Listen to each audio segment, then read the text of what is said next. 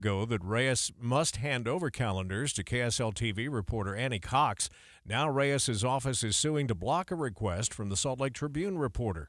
They argue that his calendars are private and therefore aren't required to be accessible to the public. The State Correctional Facility Library is helping inmates.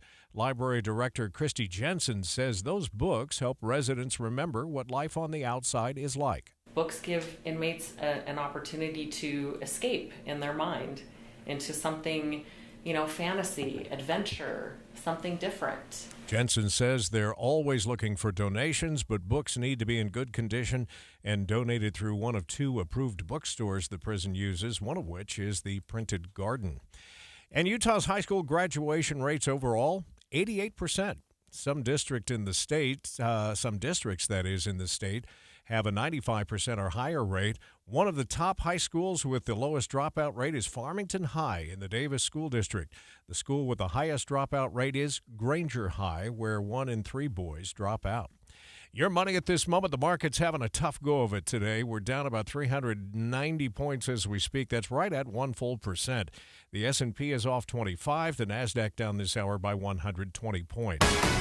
Coming up, if you like today, you're going to love the rest of your 7-day forecast, particularly the weekend. We'll give it to you next. KSL News Time, 9:02. You know what's great about KSL's traffic coverage? Trained traffic reporters and real listeners. Trading information and making the commute safer and faster for everyone. Every 10 minutes on the 9s, we have you covered on KSL News Radio. After 20 years of music in the mountains, concertgoers from all across our state and beyond have made some amazing memories at Utah Symphony's Deer Valley Music Festival, and we're inviting you to join us again this summer. Don't miss crowd favorites, patriotic pops, Disney in concert, Tchaikovsky's 1812 Overture, and the music of John Williams. Pack your picnics, bring your family and friends, and get ready for memorable summer evenings with the Utah Symphony, July 5th through August 9th in Park City. Tickets are on sale now at DeerValleyMusicFestival.org. The Utah Symphony's Deer Valley Music Festival showcases talented vocalists performing your favorite chart-topping songs with the full power of the symphony. You'll wish your recordings at home offered the same orchestration. Don't miss the music of Whitney Houston, the trailblazing music of Joni Mitchell, Carole King, and Carly Simon, Hamilton's Leslie Odom Jr., and Cody Fry, all with the Utah Symphony. July 5th through August 9th in Park City. Tickets are on sale now at DeerValleyMusicFestival.org. Good morning. Baby, it's a brand new day. Norwegian Cruise Line's Memorial Day sale is back. Book today and get 70% off second guest on vacations to incredible destinations like Europe, Alaska, and Hawaii. Wake up in a new destination nearly every day and enjoy free unlimited open bar, specialty dining, and more. Visit ncl.com, call your travel advisor, or 1-888-NCL-CRUISE. This offer ends May 31st. Norwegian Cruise Line. Ships registry the Bahamas and USA. Restrictions apply. The rest of my life gon' start today. This is the story of the one. As head of maintenance at a concert hall, he knows the show must always go on. That's why he works behind the scenes, ensuring every light is working, the HVAC is humming, and his facility shines. With Grainger's supplies and solutions for every challenge he faces, plus 24/7 customer support, his venue never misses a beat. Call quickgrainger.com or just stop by. Grainger, for the ones who get it done. You give and you give. It's time to get with Straight Talk Wireless. You get a reliable 5G network and unlimited data and a Samsung Galaxy A14 included with the activation of a Silver Unlimited plan.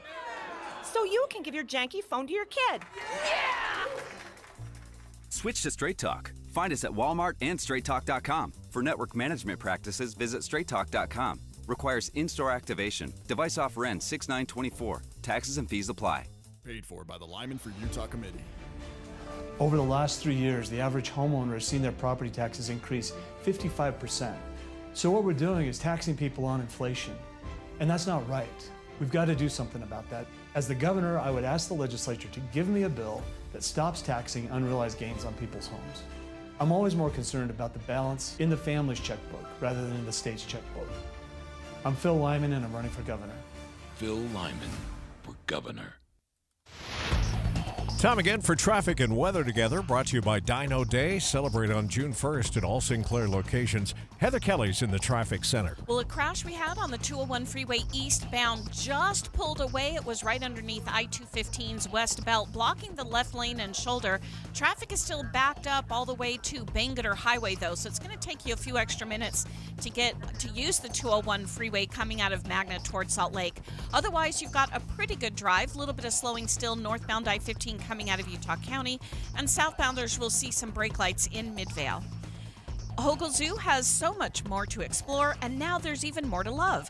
The all-new Align, W. Skaggs Wild Utah exhibit, and the Eccles Express train are now open at Hogle Zoo. Heather Kelly in the KSL Traffic Center. Today, a partly cloudy day, but if that's what right now is all about, then we'll take it, right?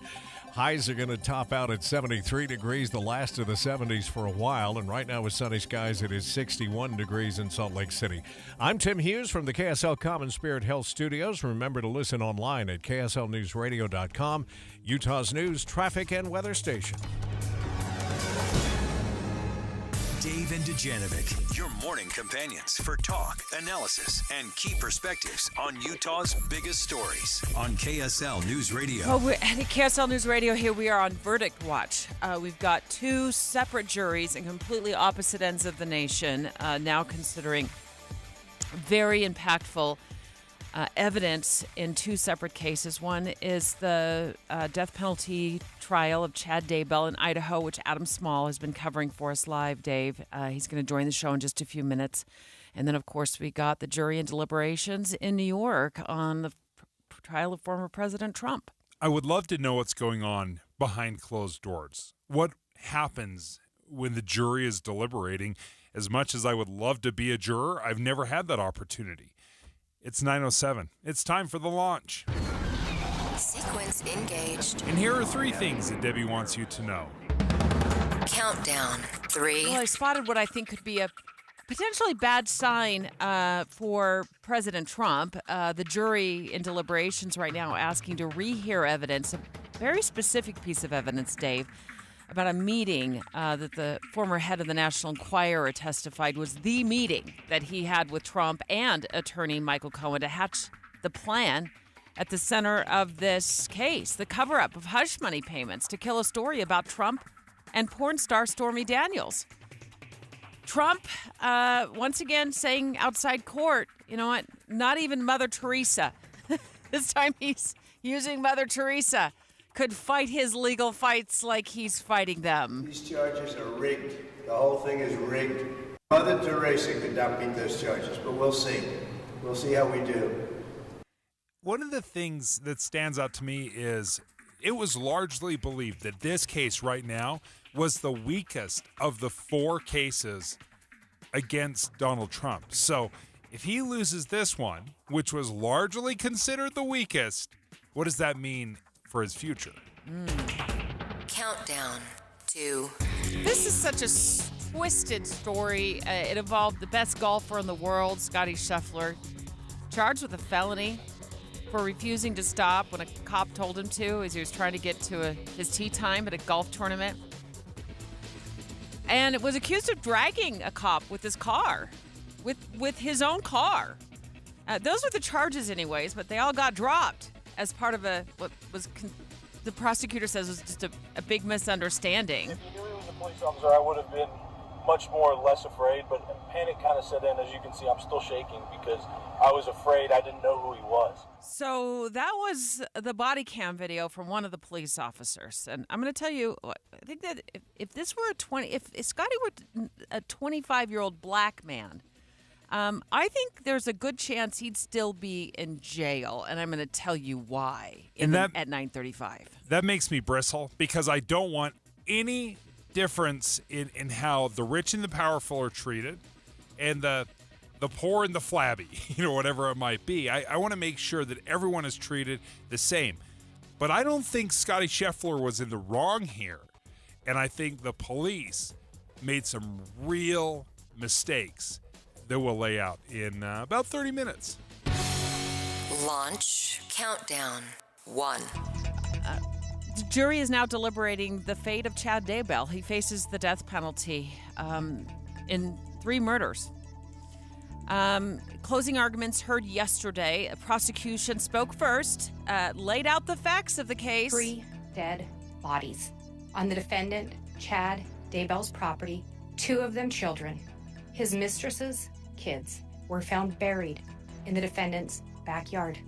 Tammy Daybell was found dead in their marital bed. It's as chilling a story as we've had in a long time, and it doesn't surprise me that they are seeking the death penalty for these murders.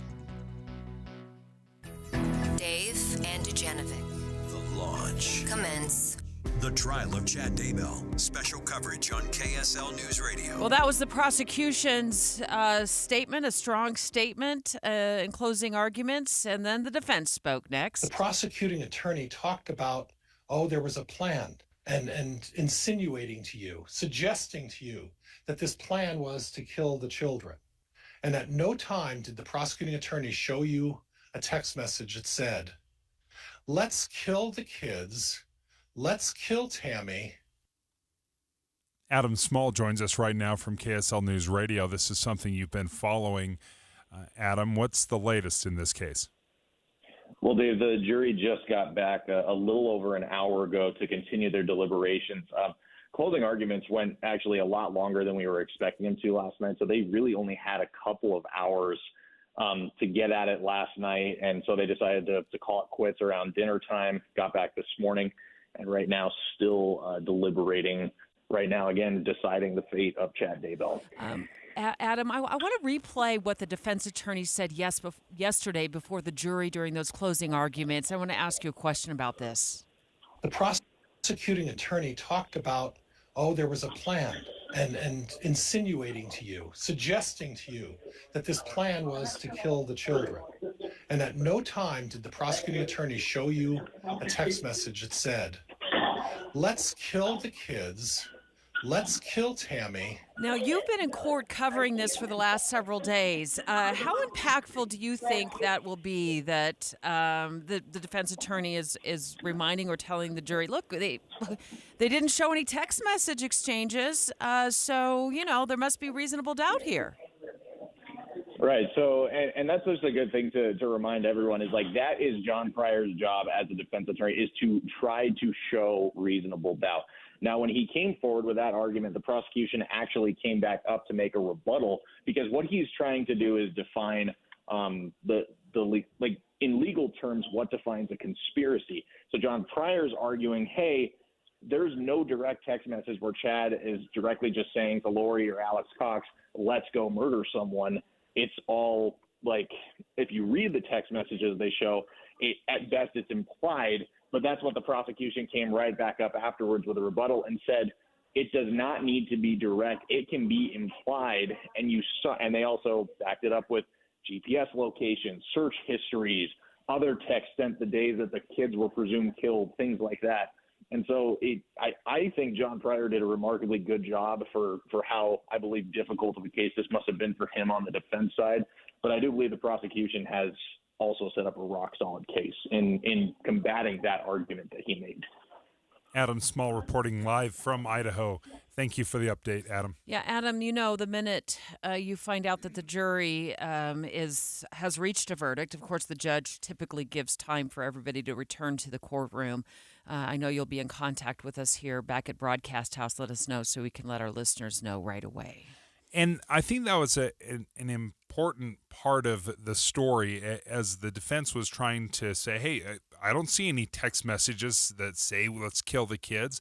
But it's an important part of it to say it doesn't need to be so specified. It doesn't need to be written out in a text message or a letter, that you have to take all of this into account. And the evidence, obviously, as grisly and as awful as it sounds, it's important to have the entire picture, is what the prosecution was trying to do. Next, let's take you as best we can inside the walls of that jury room in New York, where a jury is deliberating if evidence in former President Trump's hush money trial rises to the level of a guilty verdict or an acquittal.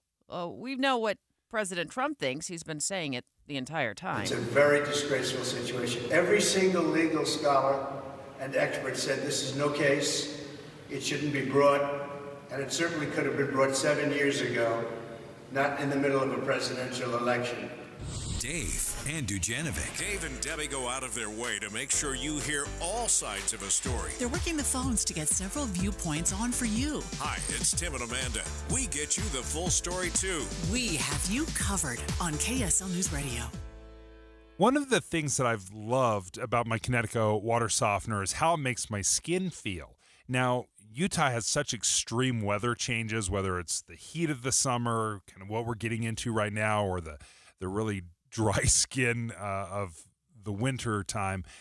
My Kinetico water softener has made all the difference. I cannot believe the difference it's made in keeping my skin healthy and hydrated and soft. We could tell the difference, and the Kinetico folks told us this. They said, your first shower, you're going to be able to tell the difference, and you can feel a softness to your skin where you don't need to bathe in lotion, and we've loved it. It's been a great investment.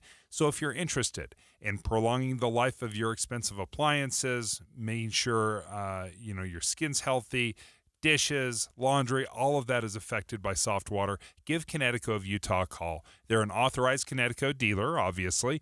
801-576-8600. That's 801-576-8600. Or, of course, you can check them out online by going to softwaterutah.com. Before you hit the road, hit the KSL preset. Going to work and back home? Or running errands around town. We tell you which roads will slow you down and how to avoid them. With traffic and weather together every 10 minutes on the 9s, KSL is a welcome backseat driver. I'm Ricky Meese. And I'm Andy Farnsworth. We have you covered on KSL News Radio. Looks like we're finally going to make that turn to warmer temperatures with 80s in the forecast. And if for you that means that you're going to be doing more things in the outdoors, maybe you're a golfer, or if you just like to go out for a hike now and then, but you're afraid that those achy joints, knees, shoulders, hips, or maybe your back are going to keep you from doing the things you love, I've got great news for you.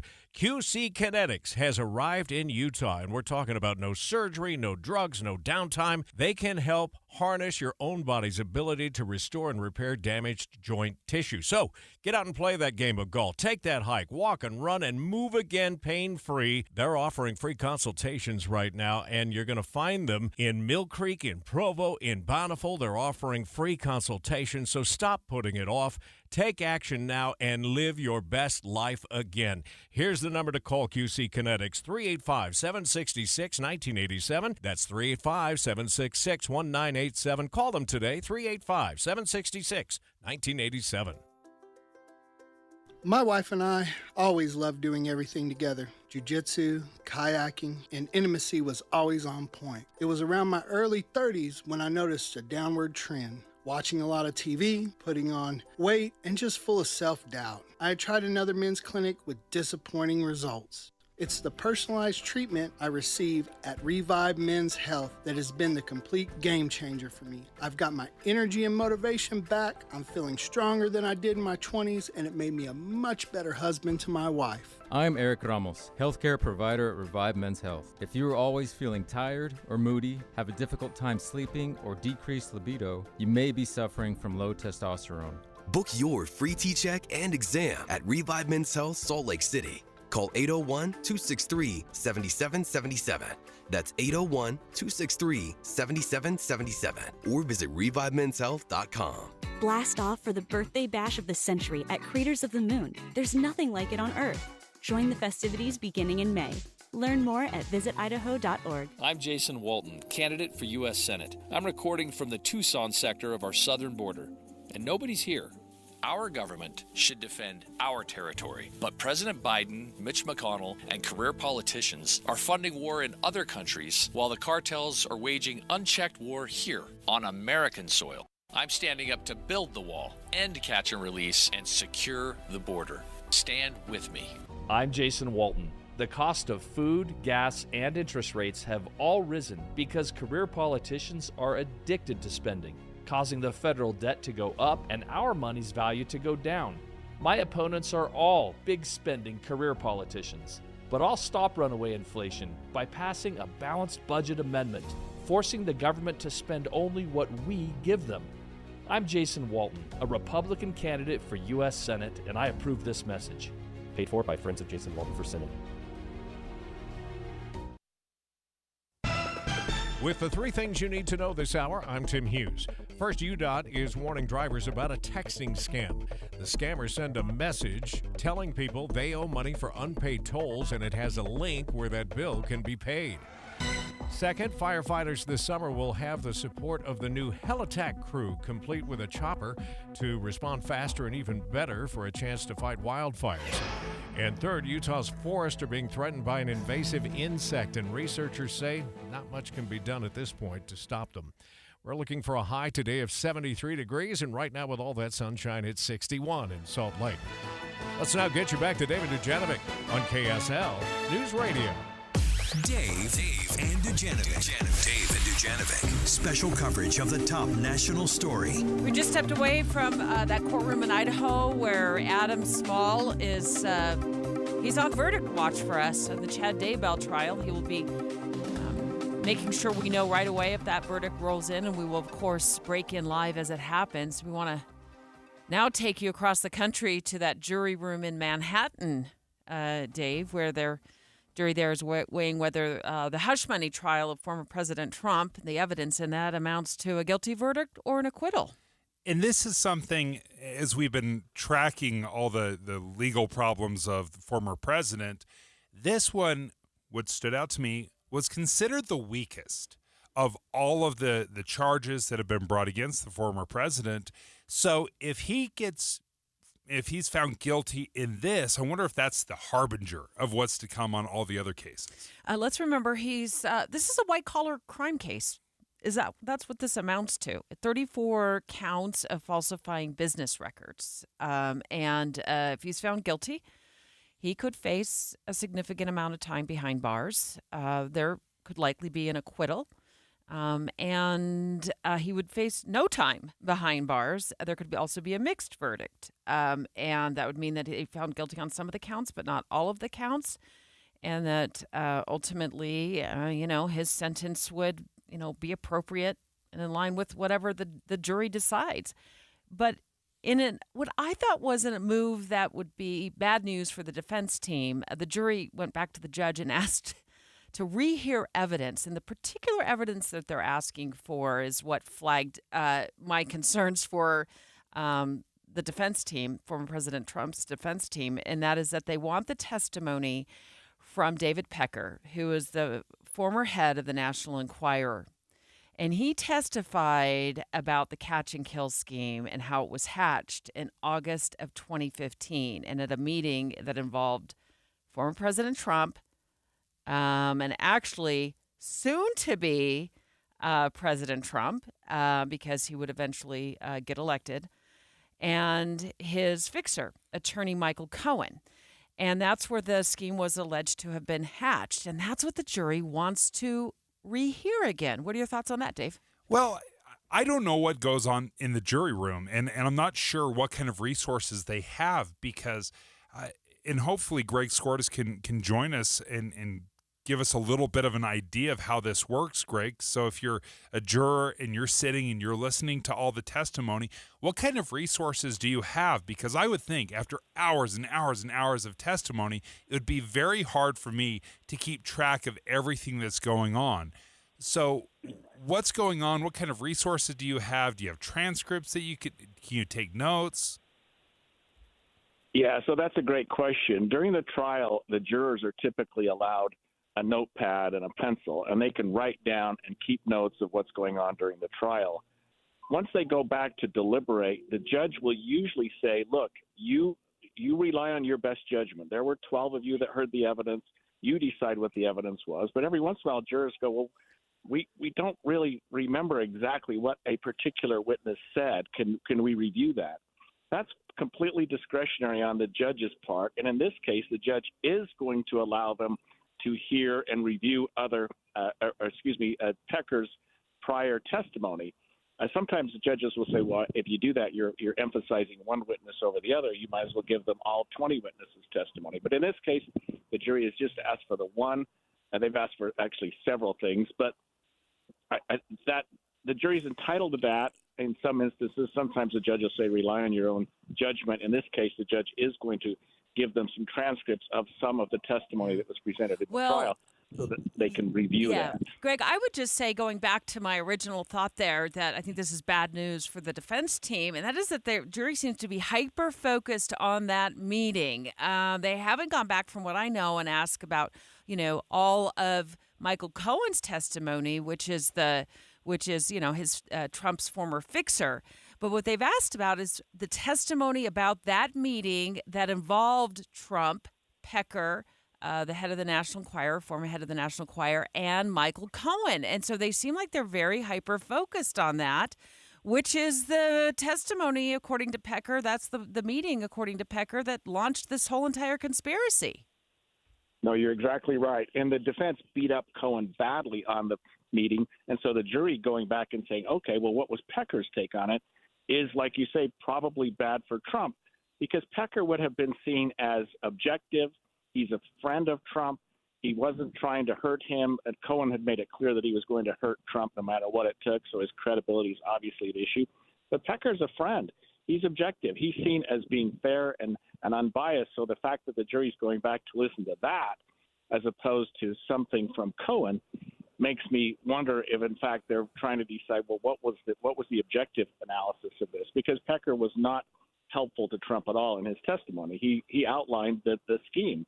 He outlined it very well. And if you believe everything he says, Trump probably committed the fraud that he's accused of. And that was a great point that you made, Greg, that some judges will say, I don't want to give you just one small isolated piece of the trial. Instead, you'd have to review everything.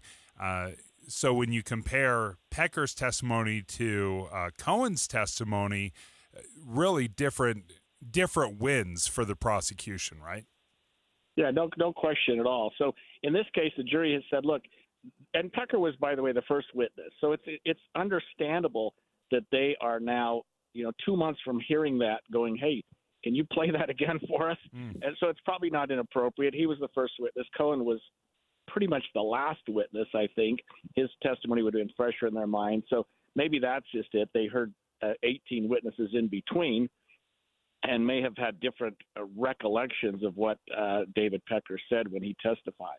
Well, and again, we're talking to Greg Skordas, our legal analyst here at KSL News Radio, about the jury deliberations that are happening right now in Manhattan. Former President Donald Trump facing 34 felony counts for falsifying business records, accused of an alleged cover-up, payments made to Stormy Daniels, who said that she had a tryst with President Trump in a hotel room and was going to publish her story, and that this cover-up had to do with Trump wanting to win the 2016 election, didn't want to look bad in the eyes of voters, and so he paid to have this story, as they say in the business, caught and then killed.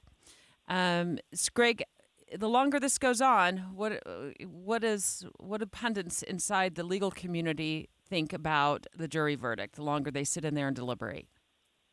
Well, I think the longer the jury deliberates, the better for the defense. But, I mean, we all try to second-guess jurors. But if there's doubt, if there's reasonable doubt, then the more and the longer the jury deliberates, the more that they're expressing, in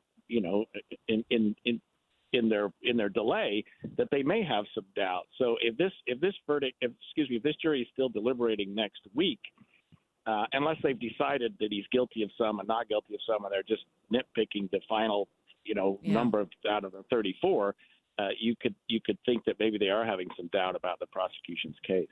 Greg, we only have 30 seconds less, but I've always wondered, would this case have changed if the catch and kill scheme was for, say, the Washington Post versus the gossip rag of the National Enquirer?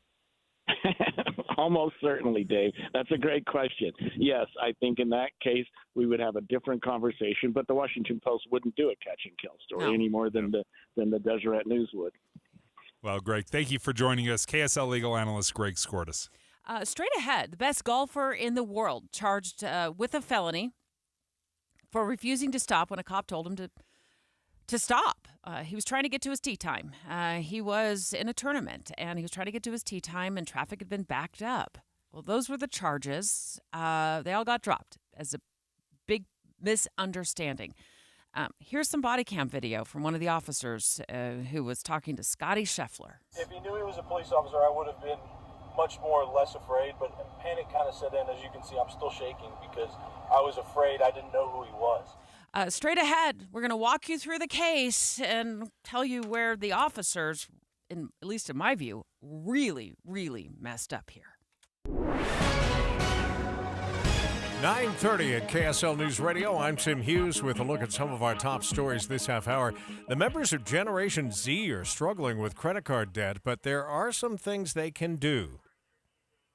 If you're a 20-something looking to get a credit card, do a couple of things. Find the lowest rate that you can find. Get a low limit, $1,000, maybe a couple $1,000 limit, and then commit to yourself that credit card's like cash. Certified financial planner Shane Stewart with DMBA says that means only using cards when you have enough money in checking or savings to pay off the card. A report from the Wall Street Journal shows the members of Gen Z owe on average nearly $3,000 on credit cards. Our top national story this hour from ABC News. The number of Americans applying for unemployment benefits ticked up last week. The Labor Department reports jobless claims last week rose by 3,000 to 219,000. That's up from 216,000 unemployment claims from the week before. Still, layoffs remain historically low despite stubborn inflation and high interest rates. In April, employers added just 175,000 jobs, the fewest in 6 months. The unemployment rate stands at 3.9%, marking 27 months below 4%, the longest streak since the 1960s. Derek Dennis, ABC News.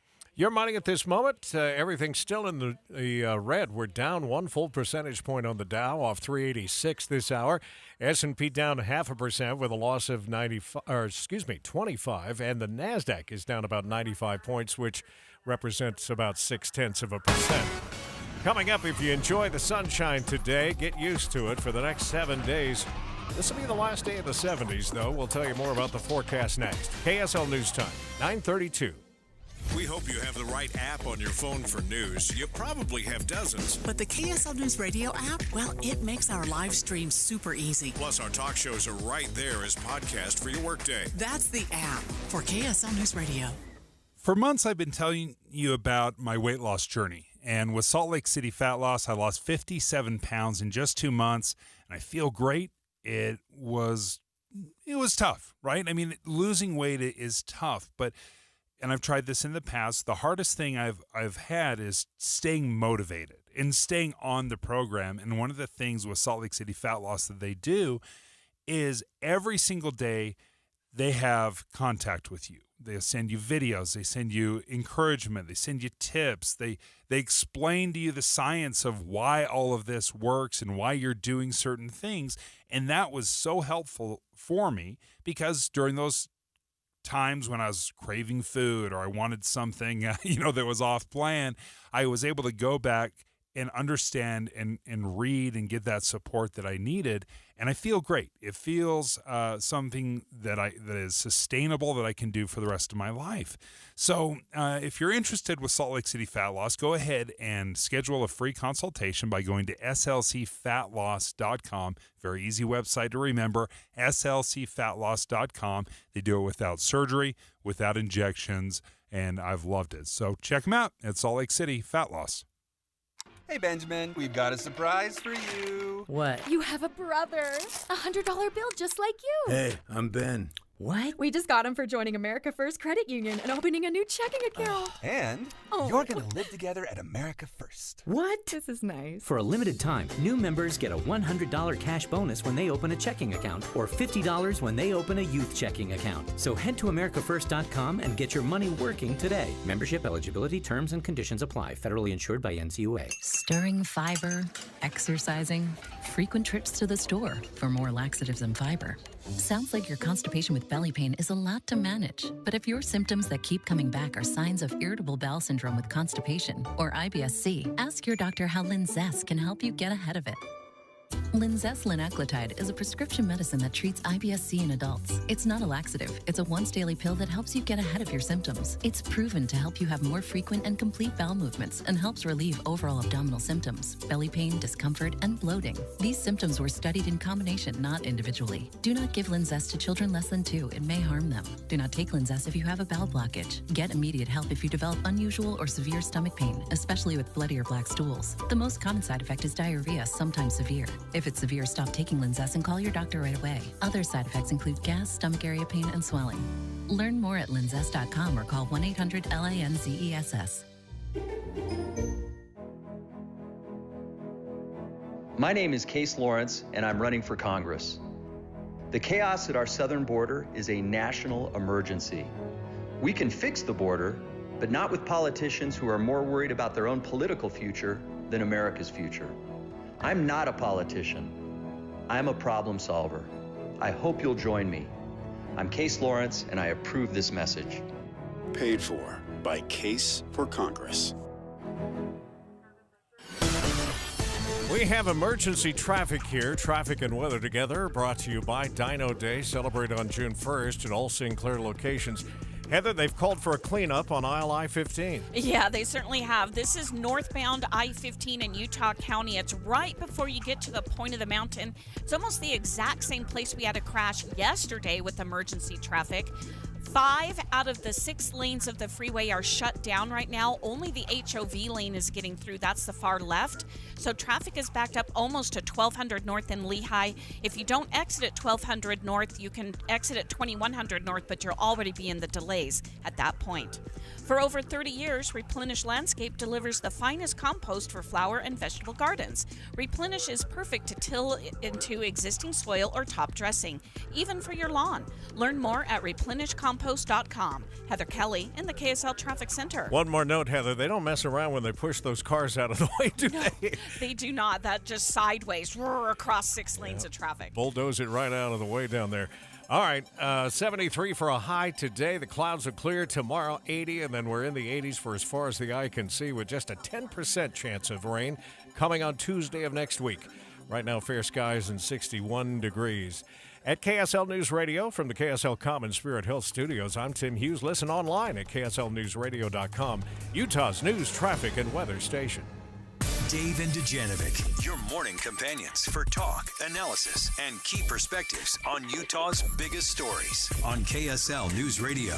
He's the best golfer in the world. And very recently, he had his freedom taken away from him. He was mugshotted. He was thrown in jail. And now the charges against Scotty Scheffler have been dropped by the prosecution, saying the evidence that they've seen doesn't match the cop's story. We're going to talk about that. This gives me a big eyebrow raise right out of the gate because, number one, the idea that if you're rich and powerful and you have amazing attorneys that you get off when you break the law, that rubs me in such a wrong way. So this story I'm looking at, I'm like, I want to know more. I want to know what happened. Because if you're just getting off because you have more money than I would, then that's totally unfair. Well, I think it's great that Scheffler got off because from what I saw in the evidence and everything that was being reported and what video evidence existed, it's like the cops stretched the story and they got busted. And if Scotty Scheffler were a 27-year-old black man who was arrested on a lonely stretch of highway where there were no video cameras, where there were no witnesses standing around to back up his story, what I fear is that 27-year-old black man would still be sitting behind bars with a public defender praying that the judge or somebody believes his story. All right, so let's walk you through what happened to Scotty Scheffler in Louisville, Kentucky. He was on his way to Valhalla Golf Club. Did I say that right? Okay. I've never been there. Sounds lovely. He had a tee time. He was teeing off. It's the PGA Championship, big tournament. One of 4 of the biggest golf tournaments of the year. Yeah. Early in the morning. It was dark outside still. Yeah. So sun wasn't even up yet. And it turns out that a worker at the event, who's 69 years old, he was a security guard, had been previously hit that morning by a shuttle bus, and he passed away. So you can see there where it's a potential, possibly, certainly it's a crash scene, but it could possibly also be a crime scene. So cops have this area blocked off. Police are everywhere. It's chaotic. Well, Scheffler's got a tee time, okay? And he tries to get to the golf club in his car. He's driving for his tee time. And here's what police say that Scheffler did. That he was stopped by an officer wearing a full police uniform, yellow reflective jacket, rain jacket, and that the officer stopped Scheffler and tried to give him instructions, okay? You can see video of this from like a pole camera across the street because the officer's body camera wasn't on. But according to the police report, it says that the subject, referring to Scheffler, refused to comply, accelerated forward, and dragged the detective to the ground, and that the detective suffered pain, swelling, and cuts to his left wrist and knee and was taken to the hospital for further treatment. Now, that sounds awful. When I first read about it and heard about it, I wanted to see the body camera footage because I thought this is so out of character for Scotty Scheffler. Scotty Scheffler, which, trust me, you would not recognize if you were walking down the street. Right? This is not Michael Jordan here. But he has a reputation for being a really good guy. This seems very out of character. So I wanted to see the body camera because this sounds incredibly awful. He's refusing to listen to the cop. He's driving away. He's dragging the detective along, in the car. That sounds incredibly awful. But there is body camera footage. It's just from another police officer who had detained Scheffler and was asking him some questions. So do you want to listen to that? Yeah, he walks us through his perspective. So I'm pulling in here. The police officer up there told me to come the opposite way with the traffic and then come in. And as I was pulling in, my window was down, and the officer told me to stop. And first of all, I did not know that he was a police officer. I thought he was one of the security guards that was mistaken. And as I was pulling by him, he grabbed my arm. Stop right there. Why does it matter if he's a security guard or a police officer? Because if somebody's telling you to stop. Yes, you're right. I should have stopped. I did get a little bit impatient because I'm quite late for my tea time. Okay, so let me just give a little bit of perspective here, number one, of why he would kind of ignore the security guard or police officer. This is very, very common for athletes. They get special treatment when they're at the arena, the stadium, the golf club. They're told all the time, hey, go down this road. We're going to lift the barricades so you can drive. They don't play by the same rules that you and I do. They all the time get special treatment of, hey, go down this road that nobody is on. Take this detour. So I see where he's coming from in the point that he's saying, I was told, half a mile back to go down this road and get into the golf club this way. And then, again, the communication is not great, so not surprising that everybody's not on the same page. Maybe he wasn't situationally aware that police were investigating a dead security guard. Yeah, great point. And so he takes off to whip around traffic. I mean, a lot of people get impatient and try to whip around traffic to make, their own deadlines, their own tee times. And he wasn't aware of why traffic was blocked. Sounds like if he had known, he would have realized maybe you got to get out of the car and start walking. I don't know what your options are there, but you're late for your tee time. So his window's down, and this is what Scheffler said happens next. Now, the audio's a little tricky to hear. We grabbed this off of CNN, which said in their report they weren't even sure how they got this video ended up being on the internet, but that the prosecutor's office had confirmed that this was actual body cam video from one of the police officers speaking to Scheffler. So let's listen. As he was reaching in the car, he grabbed my shoulder and hit me, like trying to get you to stop, right? Yes. Okay. It seemed to be a little bit over aggressive because the entrance was open. Okay. And I pulled a little bit because I was afraid. I thought he was going to start hitting me, and I didn't know who he was. He didn't tell me he was a police officer. All I saw was the yellow jacket. I didn't know what he was doing. I listened to another police officer. So the thing is, he's wearing a uniform. Okay. He also is wearing the same jacket that I have on that says police. Yes. Okay. Also, on that. If someone's telling you to stop, no matter who it is, you don't keep going. So what happened is you kept going and you took him with you while he's a pedestrian, okay? So you took him with your car and drug him, okay? Yeah. Which is not a good thing, right? I'm very aware that was to make it so. So this officer is confirming, at least what the charges are saying, that you dragged this officer with you. Why did you do that? You can hear Scheffler saying, "Oh, I didn't know it was a cop, and I thought I could go," but all these things are playing into it. I wish I would have stopped. But the video that we're seeing, and it's not a great piece of video because the body camera footage was not running on the cop that had this interaction with Scheffler, just doesn't seem like it was that big of a deal. It sounds, as they're describing it, as they're confronting Scheffler on this, they're making it sound really, really dangerous and bad and scary. Of the little video that we saw, kind of the security cam footage, it is nothing. It is such an overreaction. Doesn't match. No. The cop story doesn't match. The cop story does not match what we've been able to see on the video, and I think this should make all of us very, very nervous about when we have interactions with police, especially if we don't have high-paid attorneys, we can't afford great representation, and we aren't the number one golfer in the world. I'm going to lay out my case next. Dave and Dujanovic. Current events can have a lot of moving parts. Our job is to make it easy to keep up. You're part of a bigger world, so spend 15 or 20 minutes here and be part of it. Join us weekday mornings between 5 and 9 on KSL News Radio.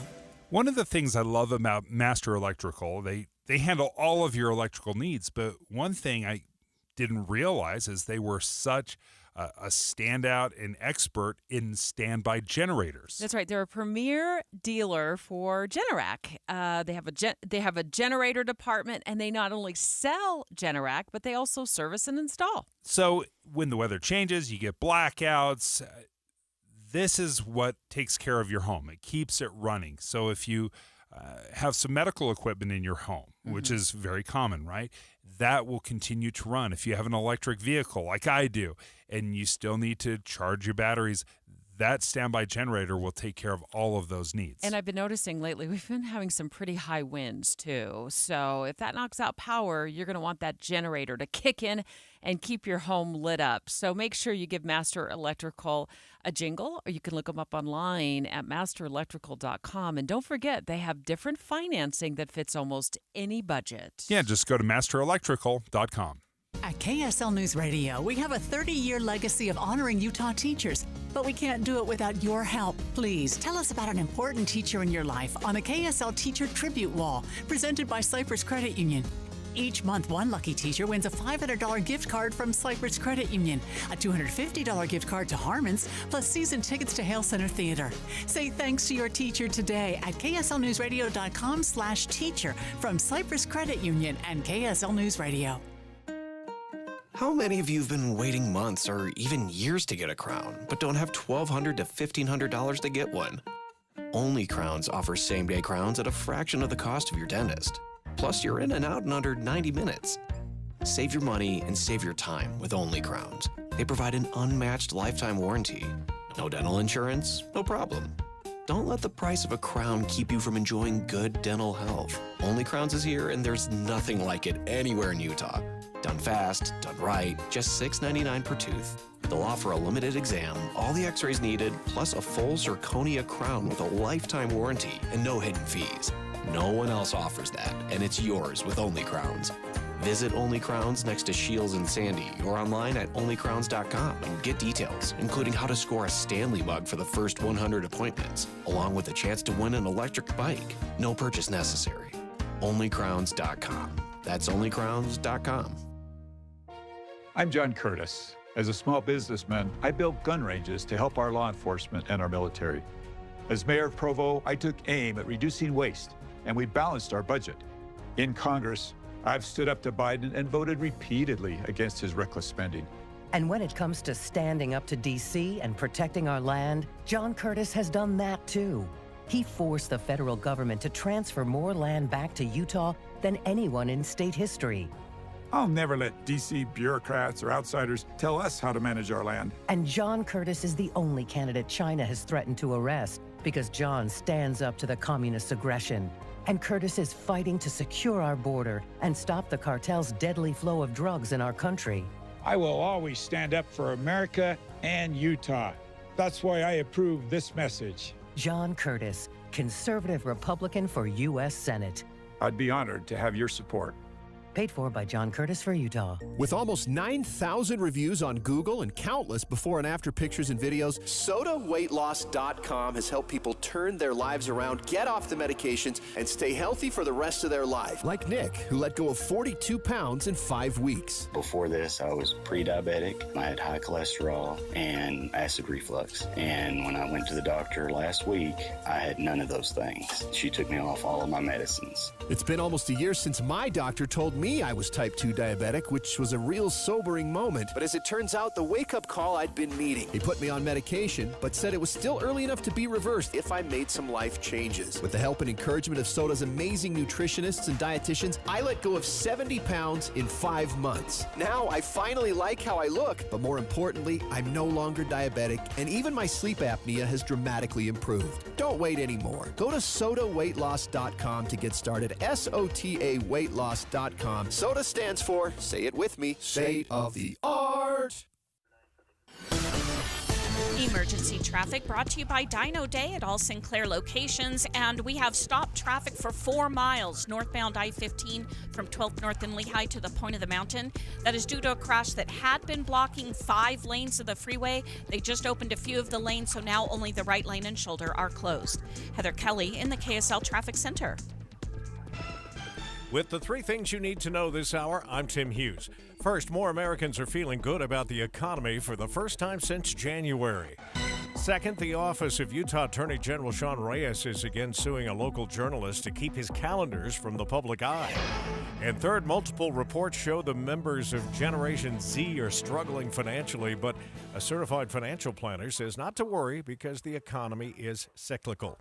We're going to shoot for a high today of a very pleasant 73 degrees and right now 61 in Salt Lake City. Now back to Dave and Dujanovic on KSL News Radio. Dave and Dujanovic. In 2 weeks' time, the world's #1 golfer, Scottie Scheffler, is arrested while trying to make his tee time, tossed in jail, has his freedom taken away, has his attorney trying to figure things out, and the prosecutor just dropped the charges against him, saying that the evidence, which was presented by police, do not satisfy the elements of any criminal offense. In fact, the prosecutor, Dave, was so resound in his decision that he asked the judge to dismiss the case and not allow any charges to ever be brought back against Scottie Scheffler. So what we saw on video, which is not body cam video because the cop in question didn't have his body camera on, but so we see surveillance video from a pole camera like half a block away. And the evidence in the police report don't match the cop's story, and I think we all should be concerned about that. If Scottie Scheffler had been a 27-year-old black man without a high-powered, high-paid attorney on his side and had to get a public defender, he'd still be sitting in jail. That's my take. I firmly believe it because this happens on a lonely stretch of highway and you're a person of color and a cop says you did something and you don't have any evidence and you don't have any video from in your own car, you're in deep, deep legal trouble. No question. Absolutely. The way you describe that, it has changed the way we look at police officers because police body cameras, that's the first thing we want here in the news media. Like, well, this is what you claim? Let's see the police body cam. Like, that is our first go-to reaction. But for generations and for hundreds of years, police work was done basically on the word of the police officer. And obviously with evidence, but right now we want to see it happen so we can determine for ourselves. So the fact that this police officer had forgotten to record on his police body cam is so inexcusable. Obviously, the prosecutors say, we can't even do anything with this. We're not even going to address this in the future. We're done. All because this officer forgot to record on his body cam. What if you'd been pulled over on a lonely stretch somewhere in the middle of nowhere? Oh, yeah. Of course it's happened. And you don't have any sort of video evidence. You know, it's before cell phones even. Yeah. Think about that. Think about when we were just driving around and all we had was an AM radio on. It's your word versus the cop's word. The cop is sworn to uphold the laws of the land, the Constitution, and the laws of the state. And it's you versus the cop in court. And you cannot afford an attorney. You represent yourself. You can afford only a public defender, which is free. You don't even have to come up with any money. Yeah. No shame on public defenders, but they've got a lot of cases, right? I mean, they are not making $10,000 an hour to be at your side the moment you're tossed in jail. Scotty Scheffler was arrested, processed, and still made his tee time. To give you an idea of how quickly things move, he still made his tee time for that day. I'd be scared to death. I'd be scared to death if the scenario was I was in the middle of nowhere, taken into custody, my car was towed to some impound lot, and I'm sitting in jail making that one phone call. I don't even know if you get one phone call. I'm just going off of the TV shows. SVU. I don't know if you still get one phone call. One phone call, that's it. I know, who am I up? making that call to? I don't want to call my mom and dad. I don't want to freak them out. What attorney? I'm calling Greg Skordas, maybe. I don't know him, though, 10 years ago. I don't know who I'm calling. I would be scared to death. Now, remember, at the scene as well, where Scotty Scheffler was trying to get to his tee time, there had been some problems with traffic. You know, somebody had been killed. 69-year-old security guard who was actually working that PGA event had been hit by a shuttle bus and died. So I would imagine the scene was very dynamic. Maybe tensions were kind of high. Cops were trying to control traffic. They got a massive tournament going on there. And Scotty Scheffler, I don't know if he knew or didn't know, but they got an almost 70-year-old security guard there who was dead. So they got a crash scene. They may have a crime scene, not saying that anybody committed a crime, but we don't know all the details at this point, what's going on with the shuttle bus there. So, you know, cops are trying to be probably very conscientious about what's going on in the area. I understand that. They've got a difficult job. I think what we've seen here, though, should concern all of us about our interactions with police. And I think police, we give you body cameras for a reason. This body camera being off is suspicious to me. I don't know if it was just a pure accident. I don't know if the thing flipped off in the middle of it, but it could have totally exonerated the cop, but it didn't. But the prosecutor said the evidence that they found does not support the cop's story that he was dragged and, you know, all but run over by Scotty Scheffler. Let me play a little bit of the police interview with Scotty Scheffler. This is when he had been detained. He was in the back of a police car. And I want to play a little bit. So all of this allegedly happened, that he drove off and dragged the police officer. But it was this second part that stands out to me.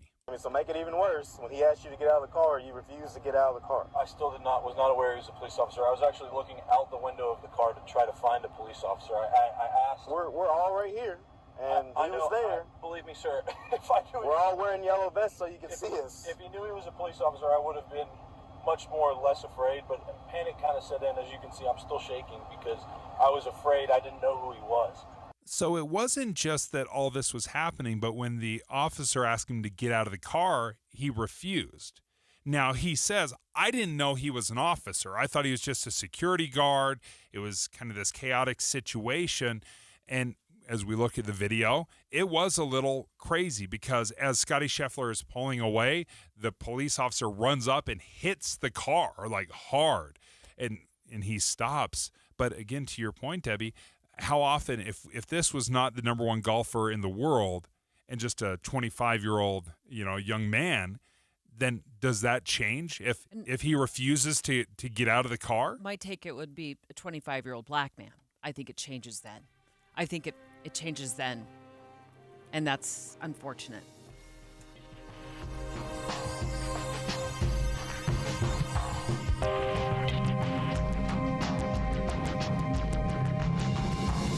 KSL FM Midvale. KSL Salt Lake City. From the KSL Common Spirit Health Studios, this is KSL News Radio. Utah's news, traffic, and weather station. It's 10 o'clock at KSL News Radio. I'm Dan Bomas. KSL's top story this hour, the jury in the Chad Daybell murder trial is deliberating now. The grandfather of Lori Vallow Daybell's son, JJ, shared his reaction to yesterday's closing arguments. And it was extremely hard when she got to the parts about JJ for Kay and I personally. Larry Woodcock told reporters he believes the prosecution's evidence makes the case crystal clear. I truly feel there's only one verdict's going to come down. And he says it's amazing that JJ would be turning 12 years old right around today. Our top national story this hour from ABC News. The jury in Donald Trump's criminal hush money trial resumed its deliberations this morning after asking to rehear some of the judge's instructions, plus testimony from former Trump fixer Michael Cohen and former National Enquirer publisher David Pecker. And we're watching that trial with the help of ABC News, and we'll bring you the verdict just as soon as it's announced. Your money at this moment, the Dow Jones average down on the day again today, 360 points right now. The NASDAQ is down by 101 points. And our KSL weather, no chance of rain, but it'll be warming up. That's next. KSL News Time, 10:01. It's a priority for us at this station to bring you all sides of a story and to talk about the news fairly, completely. Get all the facts and be really aware. Utah's Morning News with us, Tim and Amanda. Weekday mornings 5 to 9 on KSL News Radio. One of the things that I've told you for years is that Utah has some of the hardest water in the entire country. Now, where are you going to see that show up? Well, think about your shower or your faucets. You see these hard water buildups happen, and it's so hard to clean. I just think about the hard water buildup in the shower. You need a jackhammer to get it off. It's just so burdensome. Soft water, and when we got our soft water installed by Connecticut, it changed overnight. It was immediate, the difference, not only in the cleaning of our shower and the toilets and the faucets. That's all made a huge difference. But also when you take a shower, you can feel the difference on your skin. You can feel the difference in your laundry. Those tough stains on your glasses in the dishwasher, those hard water stains, those disappear overnight. So if you're interested in making that investment into your home, and really it's a long-term investment, give Connecticut of Utah a call, 801-576-8600. They're an authorized Connecticut dealer. You can obviously give them just that phone call, 801-576-8600, or check them out online at softwaterutah.com. When the weather warms up, it's like a stampede, except instead of dust stirred up by hundreds of hooves, it's a cascade of phone calls to Advanced Window Products. This is Jeff Kaplan. Soon as the sun shines and the snow's gone, people want new windows and frames from Utah's #1 custom window maker, and the wait for installation grows longer. But right now, you can get near the front of the line by calling for a quote and get $2,500 off when you purchase 10 windows or more. That's on top of the incredible savings for the highest quality double-pane windows and frames, any style, any color. See, at Advanced Window Products, they actually build the windows here in Utah, they install the windows, and they guarantee them for life. There's no middleman, and they can pass the savings on to you. They even offer buy now, pay later. So get in before the wait grows longer and get the $2,500 off. Get your new windows this spring. Make the call. Advanced Window Products, 801-850-9100. That's 801-850-9100. Or visit AdvancedWindowsUSA.com. Free! Who doesn't love free? With MyLowe's Rewards, you get the member-only treatment that's actually worth it. Enjoy free member gifts you'll love. And once you reach Silver Key status, you can get free standard shipping. Because Lowe's knows nothing feels better than free. Learn more about our new loyalty program at Lowe's.com/MyLowe's Rewards today. Program subject to terms and conditions. See Lowe's.com/terms for details. Member gifts may be subject to additional terms and restrictions. See Lowe's.com/shipping terms for details. Subject to change. It's a mystery where Old Spice finds its amazing scents like Himalayan sea salt, but I'm thrilled they have because no other body wash exfoliates and moisturizes 24/7 like Old Spice Gentleman's Himalayan sea salt body wash. Now, if only there was a mountain range separating the Indian subcontinent from the Tibetan plateau where I could hide my Old Spice and keep my family from stealing it, my impossibly smooth skin will finally be safe. Emergency traffic and weather together now, brought to you by Dino Day. Celebrate on June 1st at all Sinclair locations. And here's Heather Kelly. And now we're looking at nearly 5 miles of stopped traffic northbound I-15 as you come off from Main Street in Lehigh all the way to the point of the mountain. This is due to a crash still blocking the right lane and shoulder near the point of the mountain, but originally it had been blocking 5 out of the 6 lanes of traffic, so it's going to take quite a bit of time for traffic to return to normal now that most of the lanes have reopened. The good news is the rest of your drive looks good across the Wasatch Front.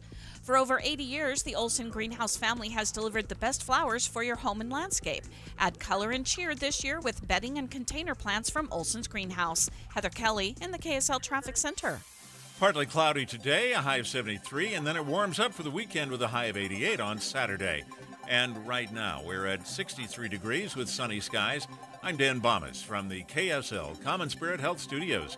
Listen online at kslnewsradio.com. We're Utah's news, traffic, and weather station.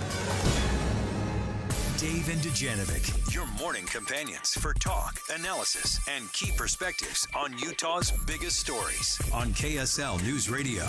Well, as summer starts to heat up, our kids will be out there playing in lots of sports events, right? Lots of games. Well, they're burnt out. They're physically burnt out and also mentally burnt out. And we're going to talk to an expert about why this can happen. I think it's because there's a lot of pressure from parents to focus in on one sport. And I'm guilty of that as well as a parent.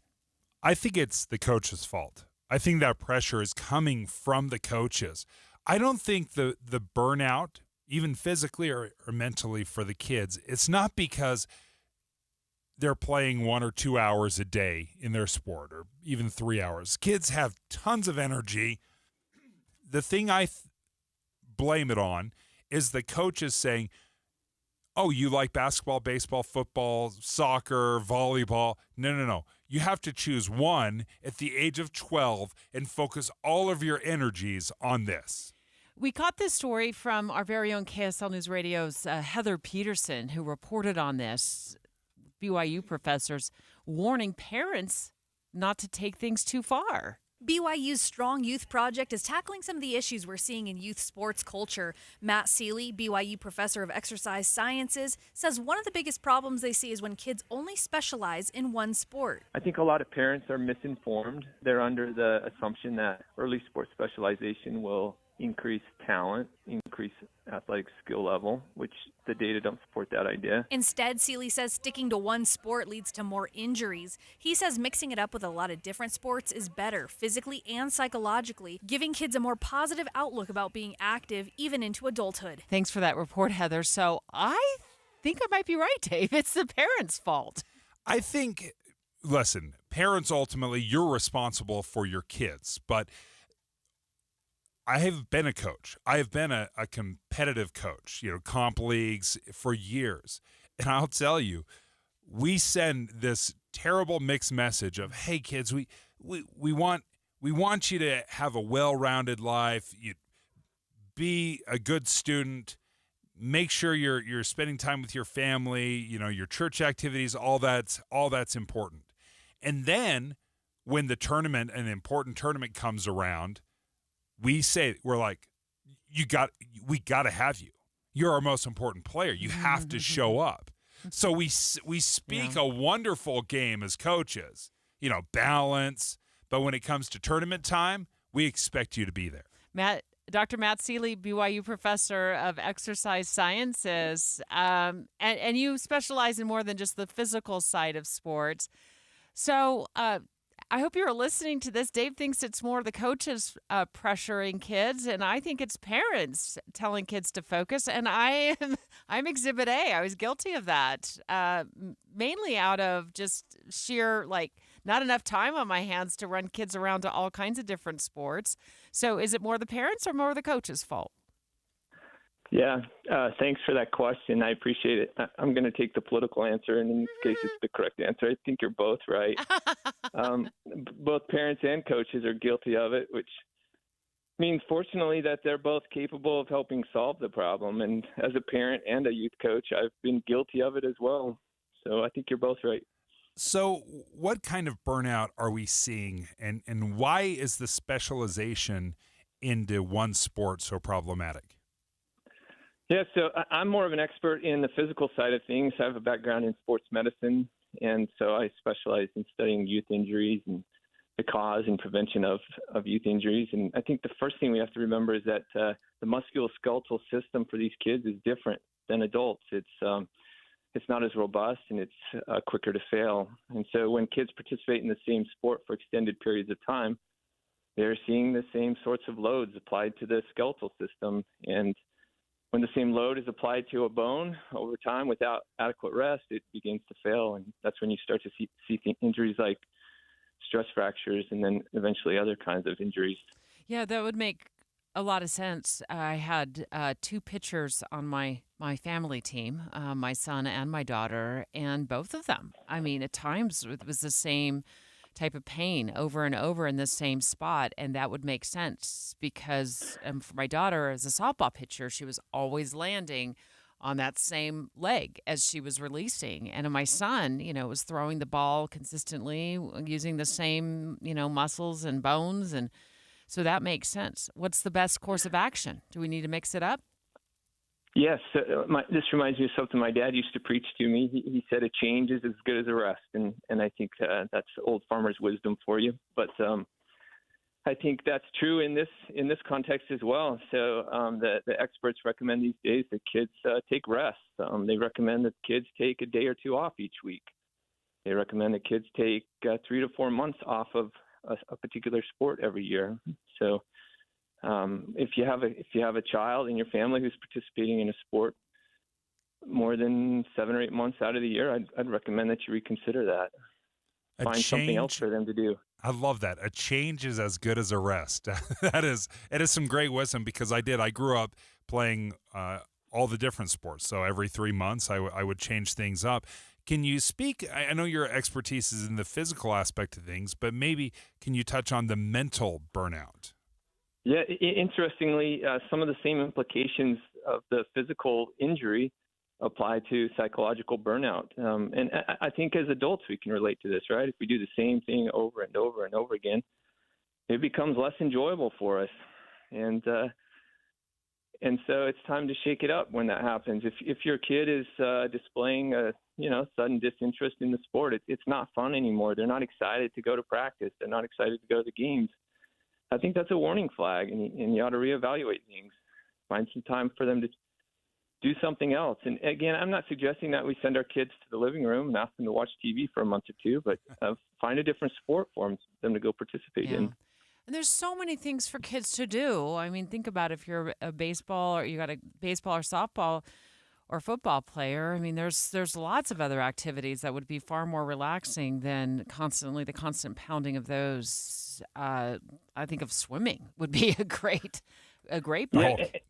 Yeah, ironically, too, the scientific data are suggesting that leads to better athletes. I tell a lot of parents, and they're surprised to hear this, but most Division I athletes are multiple sport athletes. Yeah, I've seen these great athletes, and so often we look at those college athletes, and they are just great athletes. So it makes sense. If you're a great Division I athlete, you're probably just going to naturally be great at everything else.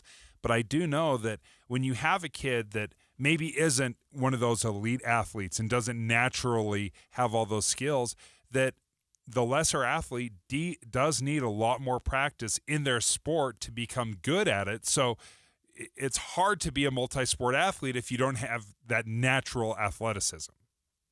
Yeah, I think that's the trap that a lot of parents fall into. They see their children, and they're not, superstar athletes. They're not freaks of nature, so they think, well, I'll make up for it with lots of time and practice. And the data just don't show that works out. Those kids are the kids that end up getting hurt, or just learning to hate the sport, and that's a problem. That's part of the reason 70% of our kids are dropping out of organized sport by the time they're 13. Is that the parents are pushing them so much that they learn to hate sport, and they stop exercising altogether often. Oh, what a great conversation, Dr. Seeley, BYU professor of exercise sciences. Do you still blame the coaches? I do, yes. And I'll explain to you a little bit more why I still think it's on the coaches more than it is the parents. I think it's the parents. I 100% think that parents are putting so much pressure on kids to specialize and to live out our own personal dreams of being a wannabe athlete, superb in our sport. Are you on Team Dave or Team Deb for this one? We're going to take your live phone calls next. 801-575-TALK. Do you blame the coach or do you blame yourself, parents? That's next. Dave and Dujanovic. Here's a trick to podcasting at work and getting all the Utah news you love. Download the KSL News Radio app. The podcast for Utah's morning news and Dave and Debbie are right there. Dozens of podcasts a day. That's the app for KSL News Radio.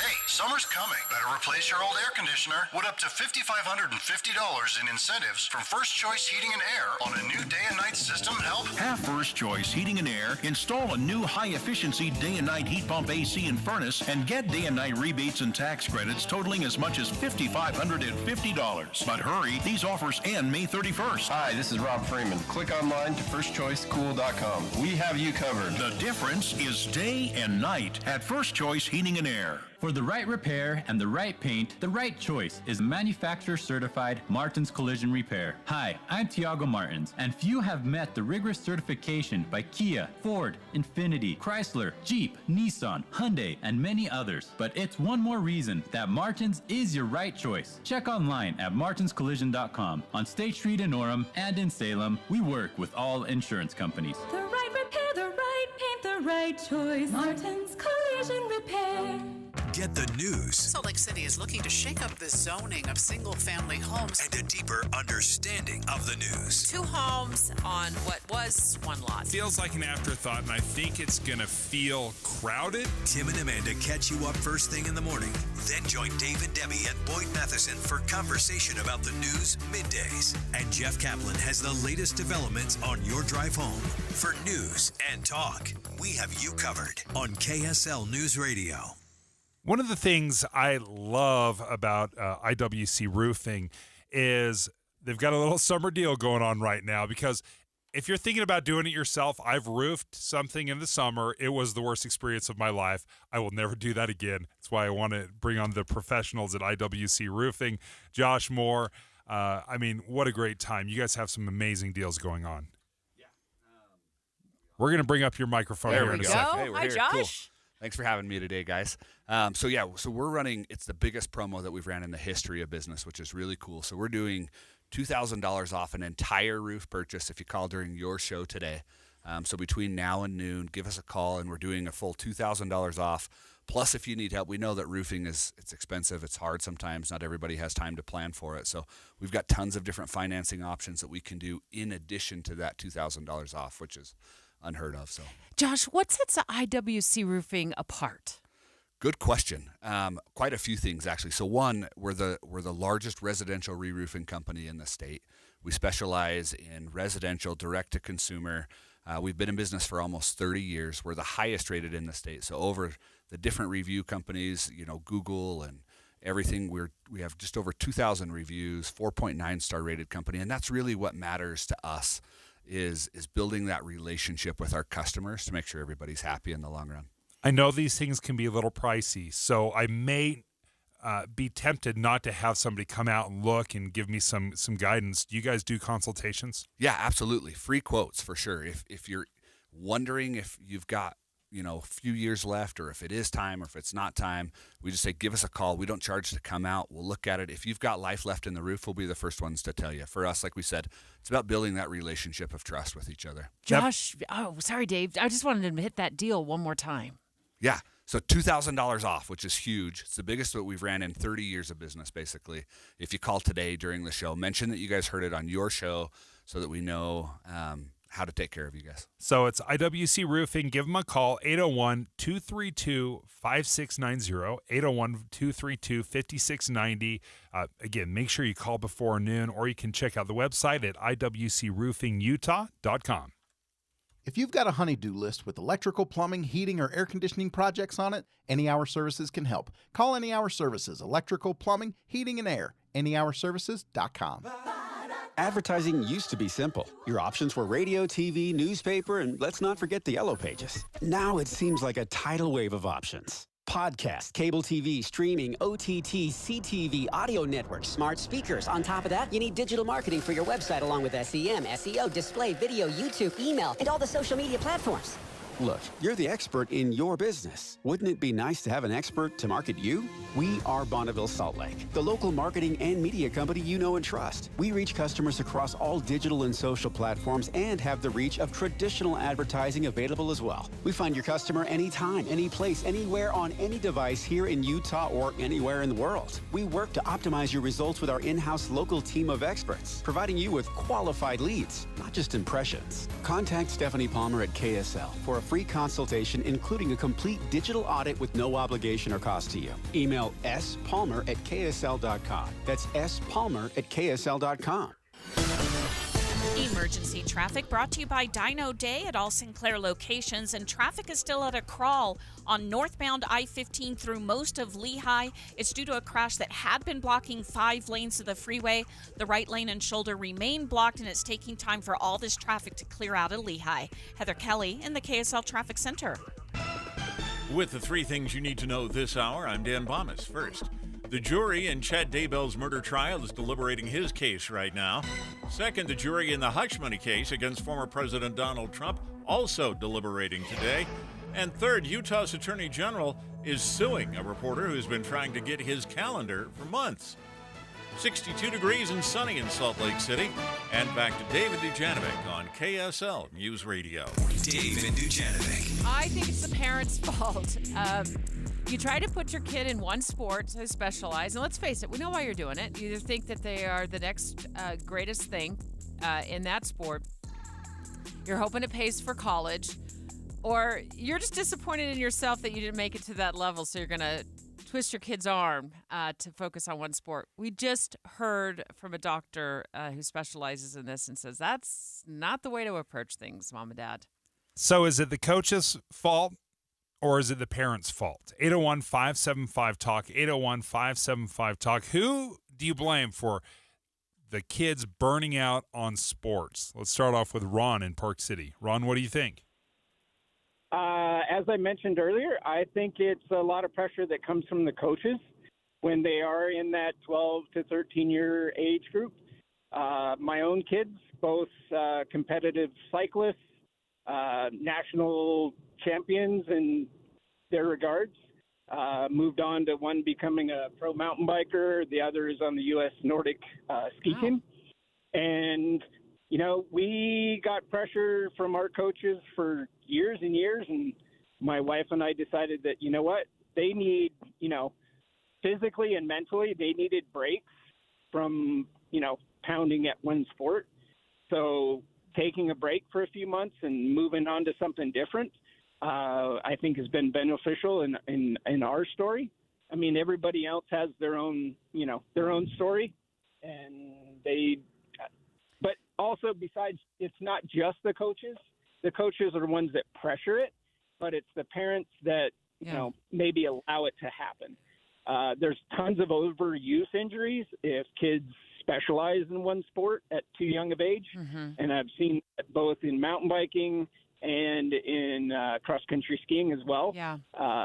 they're developing, and it's muscular, it's structural, it's skeletal, and just doing the same thing over and over and over. Ron, you are absolutely echoing what we heard from Dr. Matt Seeley, exercise science professor at BYU. I think the first thing we have to remember is that the musculoskeletal system for these kids is different than adults. It's not as robust, and it's quicker to fail. And so when kids participate in the same sport for extended periods of time, they're seeing the same sorts of loads applied to the skeletal system. And when the same load is applied to a bone over time without adequate rest, it begins to fail. And so I don't think we're arguing that overuse exists and that happens and it wears down the body. I think we can agree that absolutely is happening. I think the science is very strong in that way. Who are you blaming? Are you blaming the coaches or the parents? What do you think, Wes? I'm blaming the coaches. Why? Because my son, Trace, he was one of the best people out there. Tall, good wide receiver, never covered, but it was always name. Like he didn't have the last name to play. And now that he is older and he got built up, they are like, we want you back. And he's like, no, you ruined me. You ruined me because you didn't have the name. Oh. So the politics plays into it for you. Yeah, it was kind of like, well, the coach's son's the quarterback and everything like that. Oh, yeah. You know what I mean? Yeah. Name by name.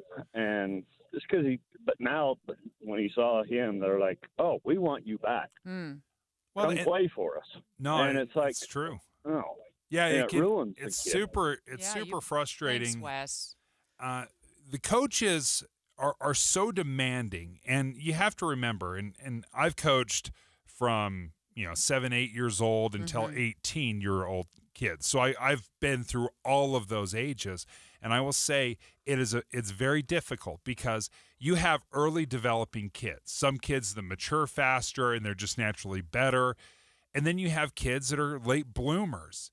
It's really hard as a coach to balance that and trying to say, well, what do I do?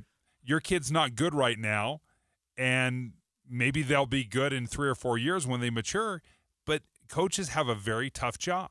So what we do is we say, all right, you're not good right now. We're going to train you and train you and train you, and you're going to do extra to try to get you as good as someone that maybe developed earlier. One of our texts that we just received, it says, I agree with Debbie. It's the parents. My son was a 4-sport athlete, but he didn't play at the highest level available to him in all the sports. He's a varsity basketball player, played club soccer, highest level, but he also played baseball in the city league and football just for fun, and he wasn't a star in either of those. We had parents who just did not understand that we loved going to his city baseball games just as much as watching him start on the basketball team. It is for me, it's my fault.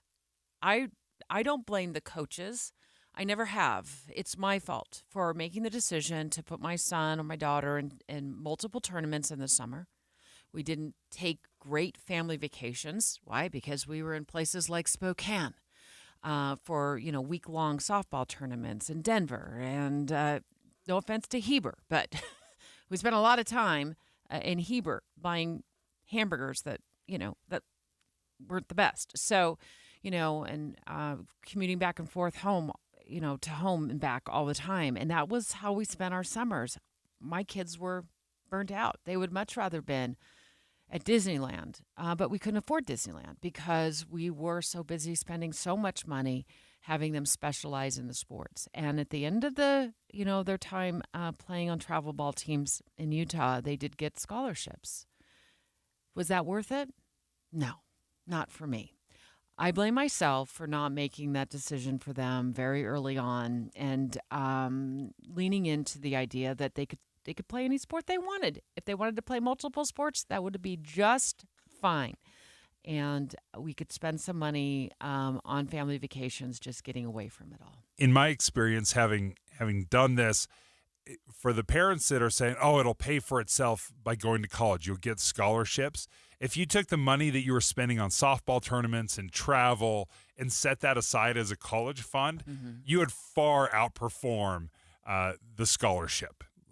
And many of these scholarships that your kids are going to get are partial scholarships. They're not full ride football scholarships that are out there where kids are making tons of money. Most of the scholarships out there are pretty modest. Here's what else stuck out to me. We were talking to Dr. Seeley from BYU just moments ago. The mental toll focusing on one sport takes on a child. If your kid is displaying a sudden disinterest in the sport, it's not fun anymore. They're not excited to go to practice. They're not excited to go to the games. I think that's a warning flag, and you ought to reevaluate things. Find some time for them to do something else. But do we? Do we reevaluate, or do we power through?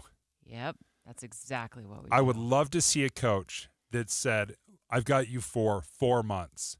And then you're going to be 2 months off. The entire team disbands for 2 months or 3 months, whatever it might be, and then we'll come back in the fall. Coaches are not programmed to do that. A competitive, really strong program, I don't know one coach that does that. And that's why I blame the coaches and not the parents. Straight ahead, the Utah legislature came up with a plan to help parents cover the cost of a private school education here in the state of Utah. Well, that plan just landed in court. It is a decisive step in defending the integrity of our public education system. The Utah Education Association suing over the state voucher program. That's next. It's 10:30 at KSL News Radio. I'm Dan Bomis. KSL's top story this hour. Utah's Attorney General Sean Reyes has launched a second lawsuit against a local journalist who wants to access his calendars. This is less than a month after a judge ruled Reyes has to hand over his calendar to KSL TV. KSL News Radio's Peter Johnston has more. Reyes' office is now suing a Salt Lake Tribune reporter and the State Records Committee to block a request for his calendar since 2018. It says under a new state law, Reyes' daily calendar is a personal document that doesn't have to be shared. However, that law does not apply to requests made before it passed in spring. And this particular request was made last October. Our top national story this hour from ABC News. KSL News Radio tracking jury deliberations in 2 high-profile cases today. In New York City, a jury deciding whether former President Trump is guilty of falsifying business records to influence the 2016 presidential election. And in Boise, a jury determining whether Chad Daybell is guilty of murdering his first wife and his second wife's children. And we'll bring you the decisions from both juries as soon as those verdicts are announced. Your money at this moment, the Dow Jones average having another down day, 320 points down right now, while the NASDAQ is down 86. And our KSL weather. Today is about the coolest of the next several. We'll warm up tomorrow. That's nice. KSL News Time, 10:32. Here's a way to get breaking news updates anywhere you go. At the store or in a work meeting, you can get breaking news on your phone. You can quickly read it, swipe, or click for more. It's super discreet, super fast. That's the app for KSL News Radio. Hey, let's talk about roofing. IWC Roofing has an incredible deal going on right now. Josh Moore is with us, and you guys are offering $2,000 off a replacement roof. That's incredible. It's huge. It's by far the biggest promo we've ran in 30 years of business. It really does make a huge difference. And then you combine that with some possible different financing options. We're getting a lot of people into roofs for, $100, $200 a month, so we can make it super affordable for people. Okay. We combine those two things together. It's awesome. That financing sounds amazing. What are some of the telltale signs that my roof may need to be replaced? That's the golden question, right? Obviously everybody knows if I have bits and pieces of shingles in my yard or broken shingles, or you can look up and see plywood, it's time. We've got something that needs to happen. But typically a roof in Utah is going to last between 20 and 23 years or so. So 1 is age, if you know how old it is. 2, south and west facing slopes. If you're looking up in that afternoon sun and you're seeing those shiny fiberglass edges show through, that's another telltale sign. Doesn't necessarily mean that, hey, this is an emergency situation, we need to do it now. But have us out, we'll take a peek at it and say, hey, this is something you need to plan for within the next 2 to 3 years. Or if it is time, we'll say, hey, this is what we need to do, and this is your game plan. Josh, if I did want to take advantage of this IWC Roofing amazing $2,000 off, you're running that through the end of the show today, right? Yeah, between now and noon. So you got to call today. Okay, so how many days should I set aside and expect to have roofers on my roof? Oh, good question. So the roofing process is not fun. It's not a fun process to go through. Nothing in construction is. And, you get these guys that most companies have 1 to 2 guys on a roof, and it's a process for 2 to 3 weeks, and it's a pain in the rear, and it's annoying. So we run the largest roofing crews in the state of Utah. Typically, the average job we can get in, get it done, get cleaned up, out of your hair, out of your neighbor's hair in 1 day. It's unreal. Wow. Yeah. Holy smokes. It's awesome. Yeah, 1 day. That is not my experience, so that's exactly why I would hire you guys. It's a huge selling point. It is. It makes a big difference. Yeah, that's incredible. 801-232-5690. That's the number you can call right now, 801-232-5690. Or you can go to their website, iwcroofingutah.com. In Utah, we don't make excuses. We work hard. We do what's right. We get it done.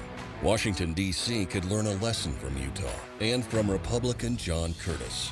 John Curtis is our first line of defense against Joe Biden's policies that have made life harder in Utah. In Congress, John's known as the get-it-done guy. He passed 15 bills that make us safer and stronger.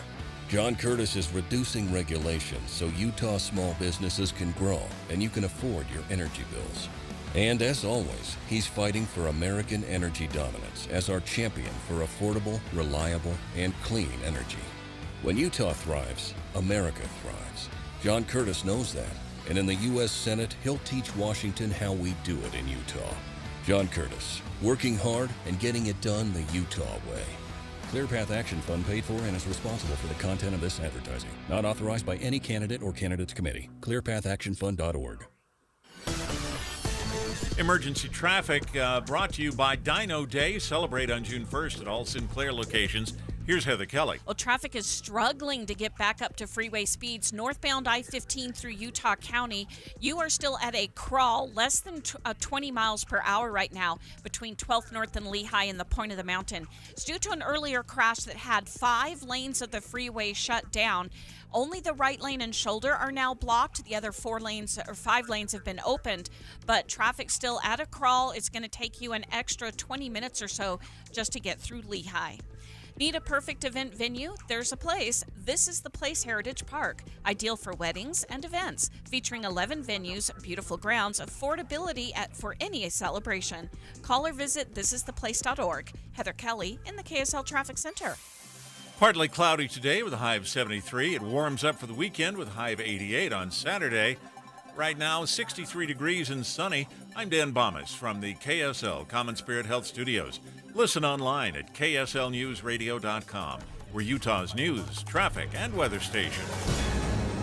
Dave and Dujanovic, your morning companions for talk, analysis, and key perspectives on Utah's biggest stories on KSL News Radio. The largest teachers union in the state of Utah, Dave, just slapped the state with a lawsuit over the school voucher program.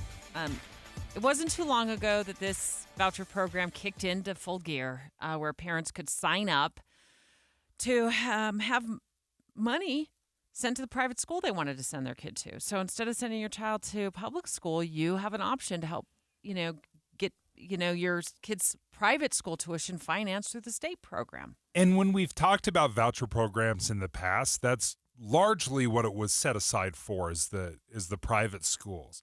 But now the door's been opened up for homeschoolers as well, which is really, really unique. And I think interesting, because there's a lot of homeschoolers here in Utah that are starting to take advantage of this. Well, the most shocking part of the story that I'm reading at KSL.com about this lawsuit is the success of this program has been overwhelming. I'm going to tell you in just a moment how many parents have signed up and what the waiting list looks like. So to me, it shows that there's a tremendous amount of excitement about school vouchers, which for decades have been an issue. Like, if parents want an alternative to public education, where do they turn? Well, they got to turn to private school or charter schools, which are still public education. Yeah. But private schools offer a different, there's a variety of them. Some focus in the arts and others are religion focused. But the Utah Education Association is claiming in a nutshell that the law violates Utah's Constitution that protects the right to a free education. In a moment, we're going to speak live to UEA President Renee Pinkney, but here's what she said when they announced the lawsuit. The voucher program diverts $82.5 million of taxpayer money to private schools, which are not free, not open to all, and not overseen by the Utah State Board of Education. It is a decisive step in defending the integrity of our public education system. One of the things she said there that stands out to me, she said, they're not overseen, which tells me that the UEA is not trusting the education. They're saying, to me, there's not enough oversight. We're not able to really judge whether or not they're doing a good enough job. They're calling into question the very private school education that is being offered. So here's what the scholarship is that they're offering. It's $8,000 in scholarships to qualifying families for private schools and other private education options. So I guess that could mean homeschools, if you have homeschool, or you have a, what do they call those? Pee in the pods. Pee in the pods. I don't know what is it. Yeah, the educational pods. Yeah, we talked about those during the pandemic, and those things started to get going. They got some momentum because parents were like, well, I don't know anything about math, but my neighbor does. And so they started doing these pod schools in neighborhoods. So I guess that could be that as well. So it's $8,000 scholarships. 10,000 scholarships have been allocated to Utah students so far. This program just kicked in. 27,000 students have applied. So this is overwhelmingly very, very popular. But to your point about the oversight as to whether this is being, whether these private schools are being meeting some sort of litmus test, I actually don't know. I don't know if there's a litmus test. I sent my kids to private school. It was a private religious Catholic school in Sandy, and felt like they got a good education. I mean, there wasn't anything wrong with the education. There were other reasons why we pulled them out and sent them to public school. It's expensive to send your kids to private school. It adds up. And then they require certain uniforms. And then they require, and then lunches are more expensive too because they're not subsidized. So you'd want that money. You'd want to know that the school is meeting some sort of litmus test to make sure they're getting the quality education or the good education that other kids are getting across the state. Another thing for parents that send their kid to private school, and this is a very important reminder for me, they're still paying into the educational system, the public educational system. Mm-hmm. So your property taxes, your income tax, all of that is going to public schools. If you send your kid to private school, well, now you're paying on top of that. So you're getting double dinged by the schooling system. Did you ever have an urge to send your child to private school or any of your kids? No, it was a financial thing. It was just too expensive. Yeah, it is expensive. And you have 4 kids. It's like, which one do you pick? Yeah. Ours was about, at the time, this was in the early noughts. Is that what we call them? Early 2000s. It was about $3,500 a year, but then we had 3 kids. So $10,000 a year. Yeah. Nowadays, that was for all 3 kids. And again, school lunches were more expensive. So my kids, took paper bag lunches to school almost every single day. It was $3, I think, and 50 cents per child. Okay. So what is it? It's like $2.50 now. Yeah. Now. Yeah. So that was back then. So we only let them do pizza day. And we only let them do 1 day a week. It was like $10 a week. That's all I'm doing. The rest of the week, you can pack your lunch in. Private schools in Utah, on average, right now, are $10,000 a year for elementary, $11,500 a year for the high school. I think that feels a little low to me. Maybe that's spot on. I just looked up those numbers before the show. It's expensive. So that Utah Fits All scholarship, if it's $8,000 a year, it's not covering the entire cost, but it certainly is defraying the cost. Now, the numbers that you're using, so the 10,000 kids that and the $82 million that it's costing, those are eye-popping numbers. That sounds like a very, very big number. But let's put this into context. There's over 600,000 students here in Utah. We're talking about 10,000 right now. So 1 in 600 kids. So of the entire junior high school that you have, we're talking about one kid that is taking advantage of this. That's not very many kids. I think that's an important part of this because we can get caught up in saying, this is $82 million. Yeah, we're talking about one kid in a junior high. Well, let's ask the Utah Education Association President Renee Pinkney when she calls the show next what the UEA sees, what the state's largest teachers union sees as the violation of the Utah State Constitution when it comes to school vouchers. Dave and Dujanovic. A lot of us are filling our workdays with podcasts. When you're working, go to KSLNewsRadio.com. Click on Dave and Debbie's podcast and pick a topic and story length. Podcast with Dave and Debbie. Then get to work with KSL News Radio. After 20 years of music in the mountains, concertgoers from all across our state and beyond have made some amazing memories at Utah Symphony's Deer Valley Music Festival, and we're inviting you to join us again this summer. Don't miss crowd favorites, patriotic pops, Disney in concert, Tchaikovsky's 1812 Overture, and the music of John Williams. Pack your picnics, bring your family and friends, and get ready for memorable summer evenings with the Utah Symphony, July 5th through August 9th in Park City. Tickets are on sale now at DeerValleyMusicFestival.org. The Utah Symphony's Deer Valley Music Festival showcases talented vocalists performing your favorite chart-topping songs with the full power of the symphony. You'll wish your recordings at home offered the same orchestration. Don't miss the music of Whitney Houston, the trailblazing music of Joni Mitchell, Carole King, and Carly Simon, Hamilton's Leslie Odom Jr., and Cody Fry, all with the Utah Symphony. July 5th through August 9th in Park City. Tickets are on sale now at DeerValleyMusicFestival.org.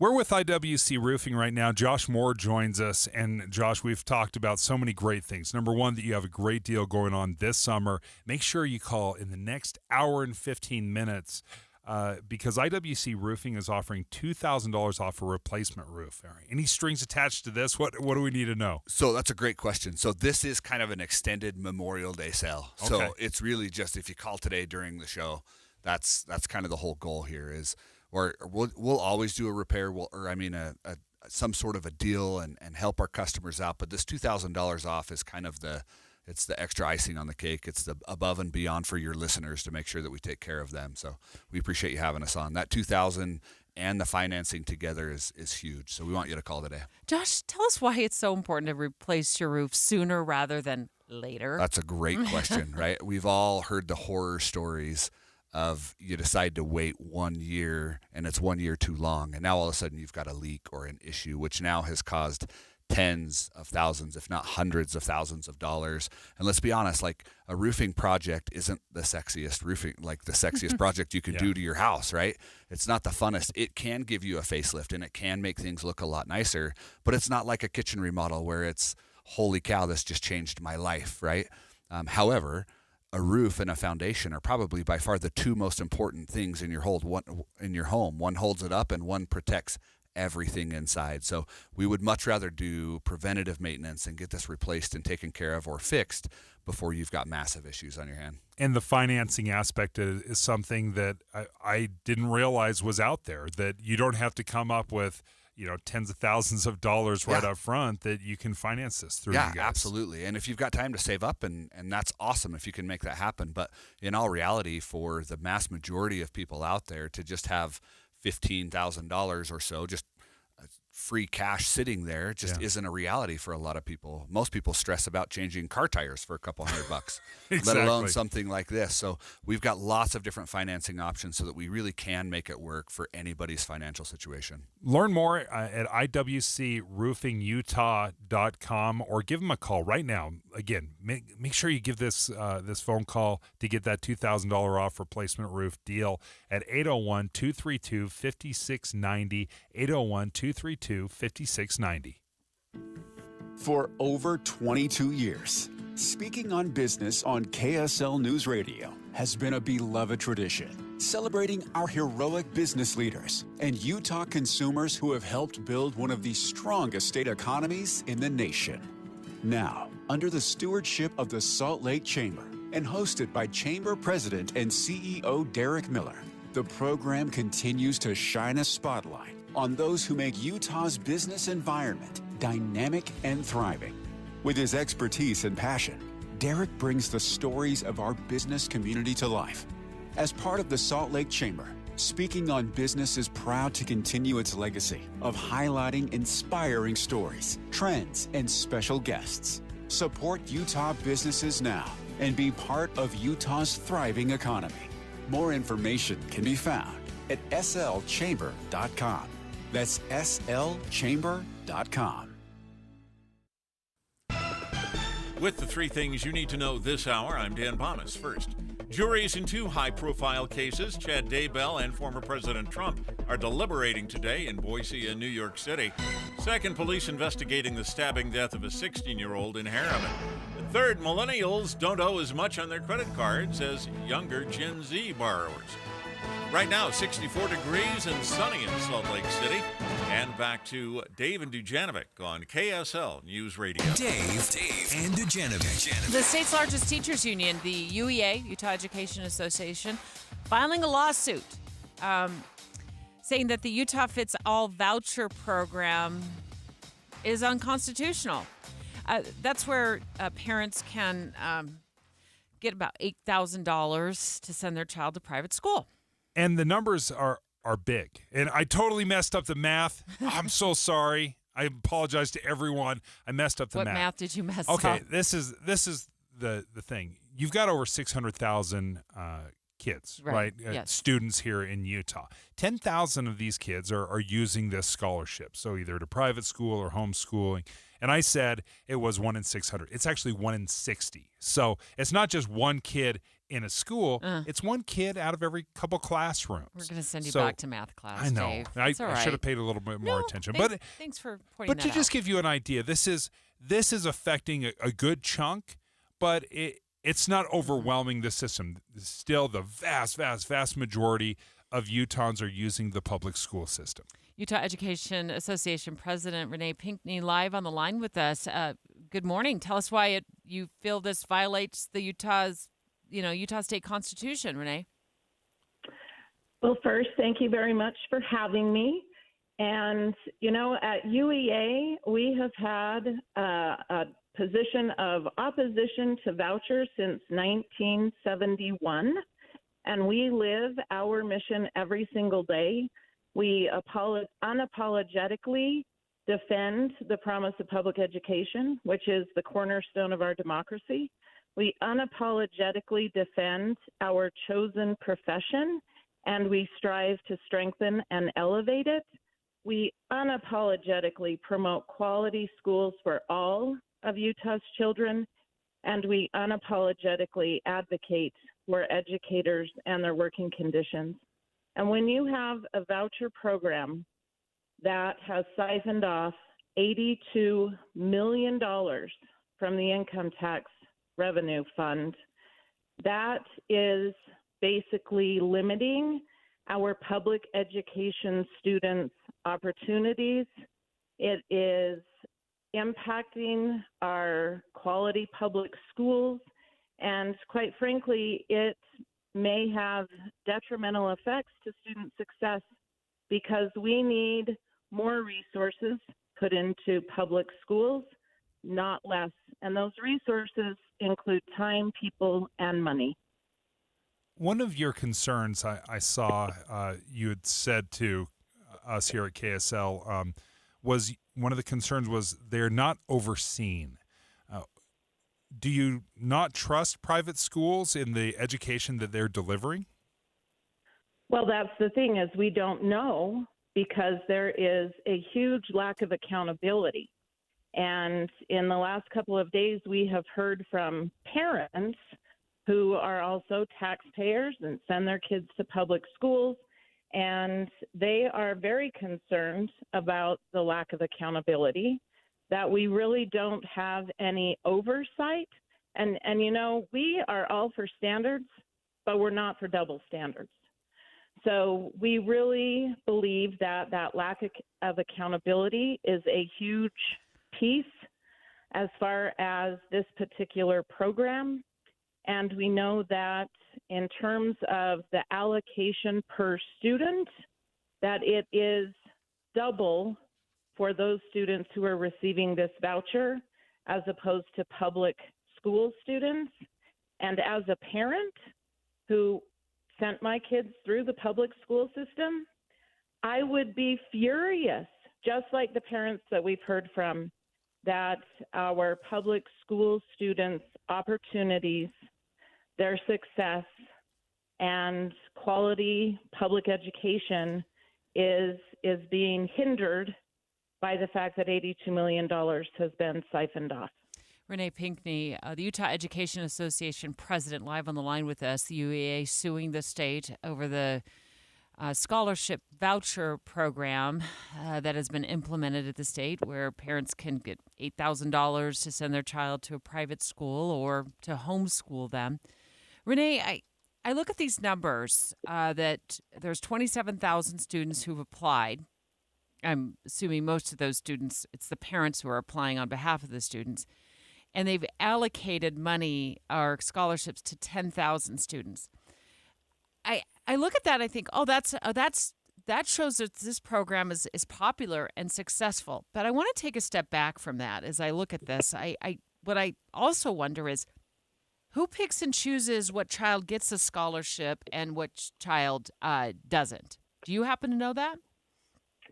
Well, I do have an email that I received this morning from someone who was denied, and they basically said that they were struggling because they didn't receive, and I'm just reading straight from the email, they didn't receive a straightforward approval or decline in response to my original application on the promised date. I instead was notified that the deadline had been extended, followed by heavy advertising, especially those parents in the private sector.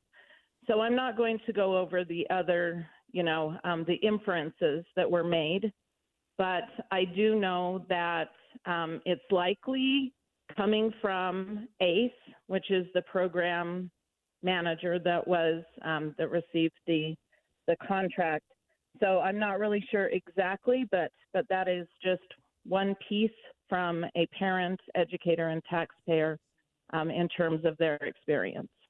We're speaking with UEA President Renee Pinckney, and one of the things you said was this scholarship, the $8,000 that's being awarded, is double what the public education is receiving. Is that right?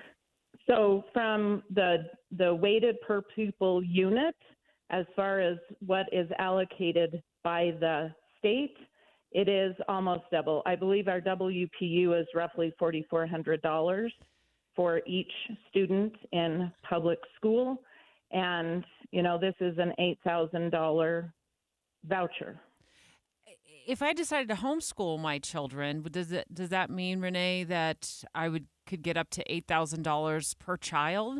I had 3, so does that mean I get $24,000 a year? If I did my math right. That is our understanding, that yes, you would get the $23,000 a year. Okay. And we know that it's not directly going to the parent, it goes to the providers. I believe it also includes, school supplies, which today are quite expensive, like, a laptop or computer. There's the whole list of items that you can use that $8,000 for. So I understand that it doesn't go directly to the parent. So Renee, just before I let you go, can you just clarify or help me and our listeners understand why the UEA feels this is a violation of the Utah State Constitution? Well, our Constitution, there are many pieces that connect to public education. And, it basically says that we should have an education system, a public education system that is free to all. And we know that our system, our public schools, accept everyone, regardless of their income, their ability, or their race.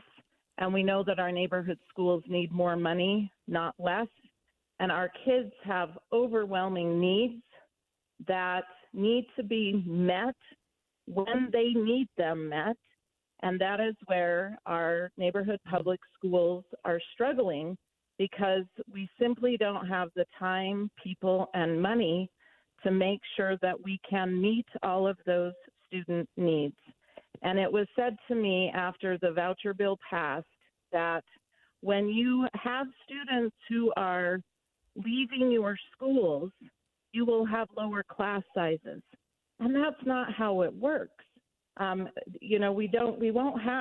We might have fewer educators because the districts have to make really tough decisions about scarce resources, and then class sizes balloon. Well, and so this, Renee, thank you, Renee Pigney. Thank you so much for joining us. You can read more about this lawsuit at kslnewsradio.com. We'll continue to follow it as well. And straight ahead, we're going to head over to New York, live with News Nation. That's on Verdict Watch for former President Trump's hush money trial. They're joining us live next. KSL FM Midvale. KSL Salt Lake City. From the KSL Common Spirit Health Studios, this is KSL News Radio. Utah's news, traffic, and weather station. It's 11 o'clock at KSL News Radio. I'm Dan Bomis. KSL's top story this hour: juries in 2 high-profile cases, Chad Daybell in Boise and former President Trump in New York, are deliberating today. We're keeping an eye on both, and we'll have those verdicts as soon as they're announced. A 16-year-old was stabbed to death in Harriman. KSL TV's Debbie Worthen has more after meeting with neighbors and Harriman's Deputy Police Chief Cody Stromberg. On Andrea Campbell's Riverton Street, it was anything but calm on this Wednesday afternoon. We arrived home around 2 p.m. I believe it started a little bit earlier than that. She says SWAT surrounded this house. She had heard it was connected to a stabbing. Police confirmed that. There has been history between these people in the past. At some point, triggered an altercation. As far as the motive, we're still working that out. Stromberg says this does look like a targeted attack.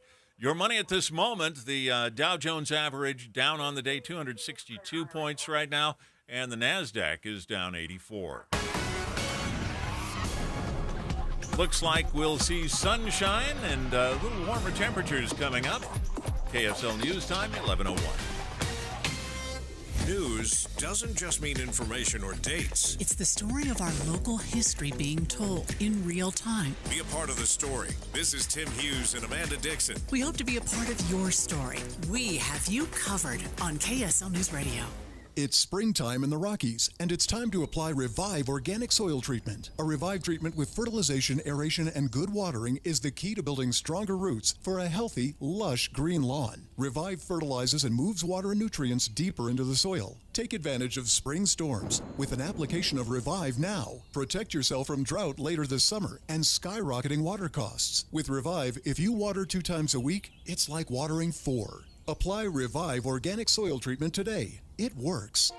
I'm John Curtis. As a small businessman, I built gun ranges to help our law enforcement and our military. As mayor of Provo, I took aim at reducing waste, and we balanced our budget. In Congress, I've stood up to Biden and voted repeatedly against his reckless spending. And when it comes to standing up to D.C. and protecting our land, John Curtis has done that too. He forced the federal government to transfer more land back to Utah than anyone in state history. I'll never let D.C. bureaucrats or outsiders tell us how to manage our land. And John Curtis is the only candidate China has threatened to arrest because John stands up to the communist aggression. And Curtis is fighting to secure our border and stop the cartel's deadly flow of drugs in our country. I will always stand up for America and Utah. That's why I approve this message. John Curtis, conservative Republican for U.S. Senate. I'd be honored to have your support. Paid for by John Curtis for Utah. Emergency traffic brought to you by Dino Day. Celebrate on June 1st at all Sinclair locations. Here's Ricky Meese. The crash has been cleared northbound I-15 in Lehigh. about a mile or so prior to the point of the mountain. However, even with all lanes of traffic open, we still have residual heavy delays reaching past 2100 North Lehigh. It's still going to take a little while for these to clear out, and a crash called out at Redwood Road just after 2100 South. Don't miss Park City Gallery Association's Gallery Stroll with monthly inspiration and activities for everyone. Shop, dine, and get inspired supporting local. Visit ParkCityGalleryAssociation.com. ParkCityGalleryAssociation.com. Ricky Meese in the KSL Traffic Center. Partly cloudy skies today with a high of 73. It warms up for the weekend with a high of 88 on Saturday. And right now, 63 degrees with sunny skies. I'm Dan Bomas from the KSL Common Spirit Health Studios. Listen online at kslnewsradio.com. We're Utah's news, traffic, and weather station. Dave and Dujanovic, your morning companions for talk, analysis, and key perspectives on Utah's biggest stories on KSL News Radio. Dave and Dujanovic, special coverage of the top national story.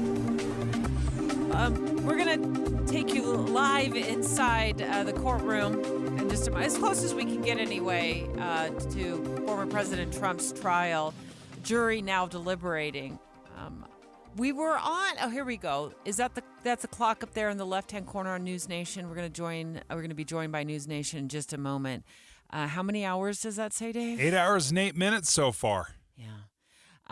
Former President Trump has been saying plenty about all of his trials. This one in particular, we're going to talk about in just a few moments, has to do with the 34-count indictment that alleges that he falsified business records to cover up a hush money payment to porn star Stormy Daniels. Every single legal scholar and expert said this is no case, it shouldn't be brought, and it certainly could have been brought 7 years ago, not in the middle of a presidential election. Joining us live from New York is Kelly Meyer from News Nation, Washington correspondent. Outside of the courtroom, 8 hours and 8 minutes. Is that what your count says? I think so far. I mean, we're just kind of watching and waiting right now to see when we'll get a verdict in this trial.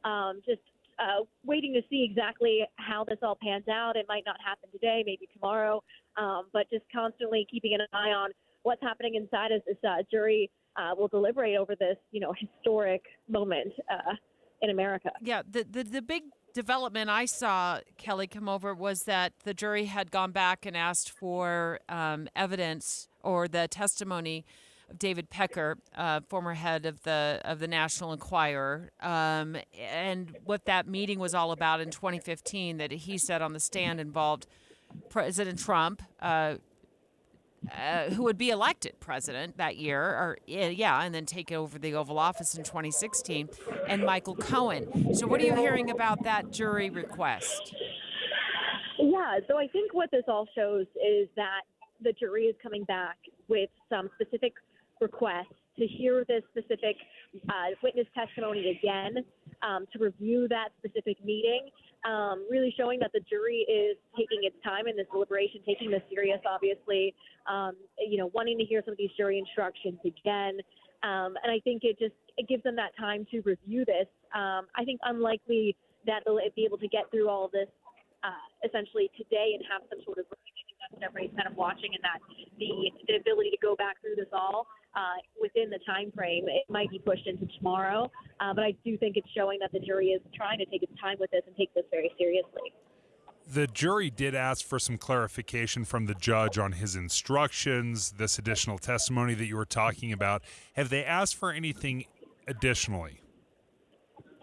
It was interesting. There was that moment and that advice a lot of people were talking about, that they had that instruction from the judge talking about, if you saw, you woke up and saw that it rained outside, but you obviously didn't see that it rained overnight, but then you did wake up and see that it had rained, essentially trying to say that, even though you can't tie the two and two, you didn't physically see this together, you obviously know this is where you ended up. So it was interesting to hear that they wanted that specific instruction to be repeated. What that exactly means in terms of how they may decide in this case remains to be seen. Kelly Meyer joining us live. She's with News Nation. She's live outside the courthouse in New York City. Have you seen former President Trump at all today, Kelly? I have not. We're outside where the massive line of media is lined up, as you see on camera, right across from the park. There's a lot of Trump supporters. I have seen folks wearing Trump 24 hats, shouting in support of him. It's hard to see him enter. They keep it pretty private as he enters into the courthouse. You know, he did speak this morning as there's that courtroom camera, but that's inside the courthouse as he walks in. So currently, right now, I believe they're on a lunch break. And then we'll return. But it is just a massive crowd out here, a lot of media present, and some folks in support of the former president. So as far as the possible outcomes, obviously guilty, not guilty, but specifically, are we talking jail, probation, is just going to be a fine? It's all up to, obviously what the judge decides in this. I know he was saying and trying to make clear to the jury that is not up to them, that the sentence, the length, what happens next. They just have to decide on these counts, and then he decides from there. So we don't exactly know. We don't know if this will be a hung jury, whether, one person may go against the rest and that results in the hung jury, and then what happens from there. There's a lot that remains to be seen, and you really just don't know how long this is going to go. You might guess, but there really is just no way of knowing. The only thing we know right now is that the jury is asking for some specific instructions. They are asking to review this testimony. So I think the only takeaway here right now is that they are taking their time with this, and we are just watching and waiting and standing by. Yeah. Kelly, thank you so much. We'll let you go. Keep us posted. I know we'll be watching News Nation as well. We got it live here on the monitors. Kelly Meyer with News Nation, live outside that courthouse in Manhattan, where we're expecting the jury to make a decision. We don't know when. It may take a couple of days. We've got 34 counts to go over. Greg Skordas, our legal analyst, we spoke to him earlier. I asked him, I'm like, what are your thoughts as former prosecutor, current defense attorney? The longer the jury deliberates, what does that signal? Could it signal doubts in the jury's mind? And the longer the jury deliberates, the more that they're expressing in their delay that they may have some doubt. So if this jury is still deliberating next week, you could think that maybe they are having some doubt about the prosecution's case. And right now we're still looking at just a few hours of deliberation, only 8 hours in so far. And as Greg was saying, this might go into next week. Yeah. They're asking for that evidence. Pecker was the first person to testify in this trial, the hush money trial involving President Trump and allegations that he covered up a hush money payment to porn star Stormy Daniels. That the two had some meetings together. She also testified as well, and that testimony was quite salacious. Can't repeat a lot of it on the air about what she remembers from their interactions. But it could take, this could take quite some time. We got 34 counts to consider. All of the counts are falsifying business records. You weren't here yesterday, Dave. I was talking to Taylor Morgan about this, who was filling in for you. And my feeling is there's a strong possibility that they will find him guilty. They just will not find him guilty on all 34 counts, because there might be some questions in the jury's mind as to what he knew when. But prosecutors did a really good job in calling the 20 different witnesses. I think the defense called 2 witnesses. And then also having a paper trail with the president's signature on some of those checks. And they presented those in court. Those may be enough to convince the jury that he knew what was going on, that he was part of the scheme. And then you got the meeting that apparently happened in 2015 with Pecker and former fixer Michael Cohen at Trump Tower, to where Pecker said, well, that's where we devised this scheme. That's where we hatched this scheme together. And while the jury may be willing to sort of dismiss Cohen's testimony because he was blasted by the defense, he was just blasted by the defense. They called him the GLOAT, the greatest liar of all time. He's a convicted liar anyway. They may lean into David Pecker's testimony because he's considered to be a friend of Trump's and more of like the middle ground in all of this. part of what is odd is this is I don't know if he's not the editor, but he was basically running the National Enquirer. Mm-hmm. The National Enquirer is not a respected news paper, right? This is not the Washington Post. So kind of this idea that that Trump goes in, asks him to kill the story, like just eat it. That happens in this world. It doesn't happen at the Washington Post or Deseret News, Salt Lake Tribune. That doesn't happen. So the fact it happens in a gossip magazine is not illegal. What's illegal about it is how they funded it and paid for it and tried to hide it. And that's kind of the minutia that gets a little tricky, I think, in the minds of the jurors. Once the verdict is back on this trial, as well as the Chad Daybell trial, the jury is now deliberating that trial in Idaho as well to decide if Chad Daybell is guilty of murder. We will take you there live as well. Our Adam Small standing by live for us in Idaho. He called us, from right near the courthouse this morning where the jury has started deliberating in that case as well. Straight ahead, this is a story we don't talk about every day. In fact, I don't remember the last time we've ever talked about this, but there's a sheriff in Utah who allowed volunteers to go inside the jail for 60 days and see kind of what was going on inside those cells. And it's now become an A&E show. It's called 60 Days In. The show drops tonight. This time, we're going in as a united front. Together as one team. With one unified mission. I want to find out if there's problems in our jail that we just don't know about. Oh, I am dying on the inside. What? I don't know how you get through anything like that. We signed up for this. We'll leave. Would you? Next, let's ask Utah County Sheriff Mike Smith why he made this decision to be part of a reality TV show. He's up next. Dave and Dujanovic. You know KSL is the only news radio for your car, right? The only news radio for your smart speaker. Come here in the morning. It's the latest news and traffic. In the afternoon, news and updated weather. We have you covered at KSL News Radio. One of the things I've loved about working with Salt Lake City Fat Loss is the hand-holding. That was a big part of it for me because I didn't want to just join a program, pay the money, and then never hear from them again. I didn't want, hey, here's the booklet, go ahead and read. One of the things they did was have daily contact with me. So every single day I'd receive an email or a message that said, hey, this is what you're doing. This is what you should be expecting. These are some of the struggles that we see. If you've hit a plateau here, you can do that. It was amazing to have that constant interaction, to be able to reach out. If I ever had a question, I could text them any day, anytime, and they would get back to me in just a matter of hours and answer my question. It was great.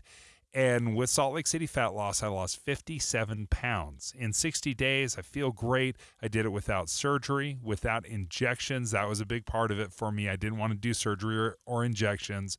I just had to learn. I had to learn, and there's no complicated meal plan that you have to buy prepackaged meals.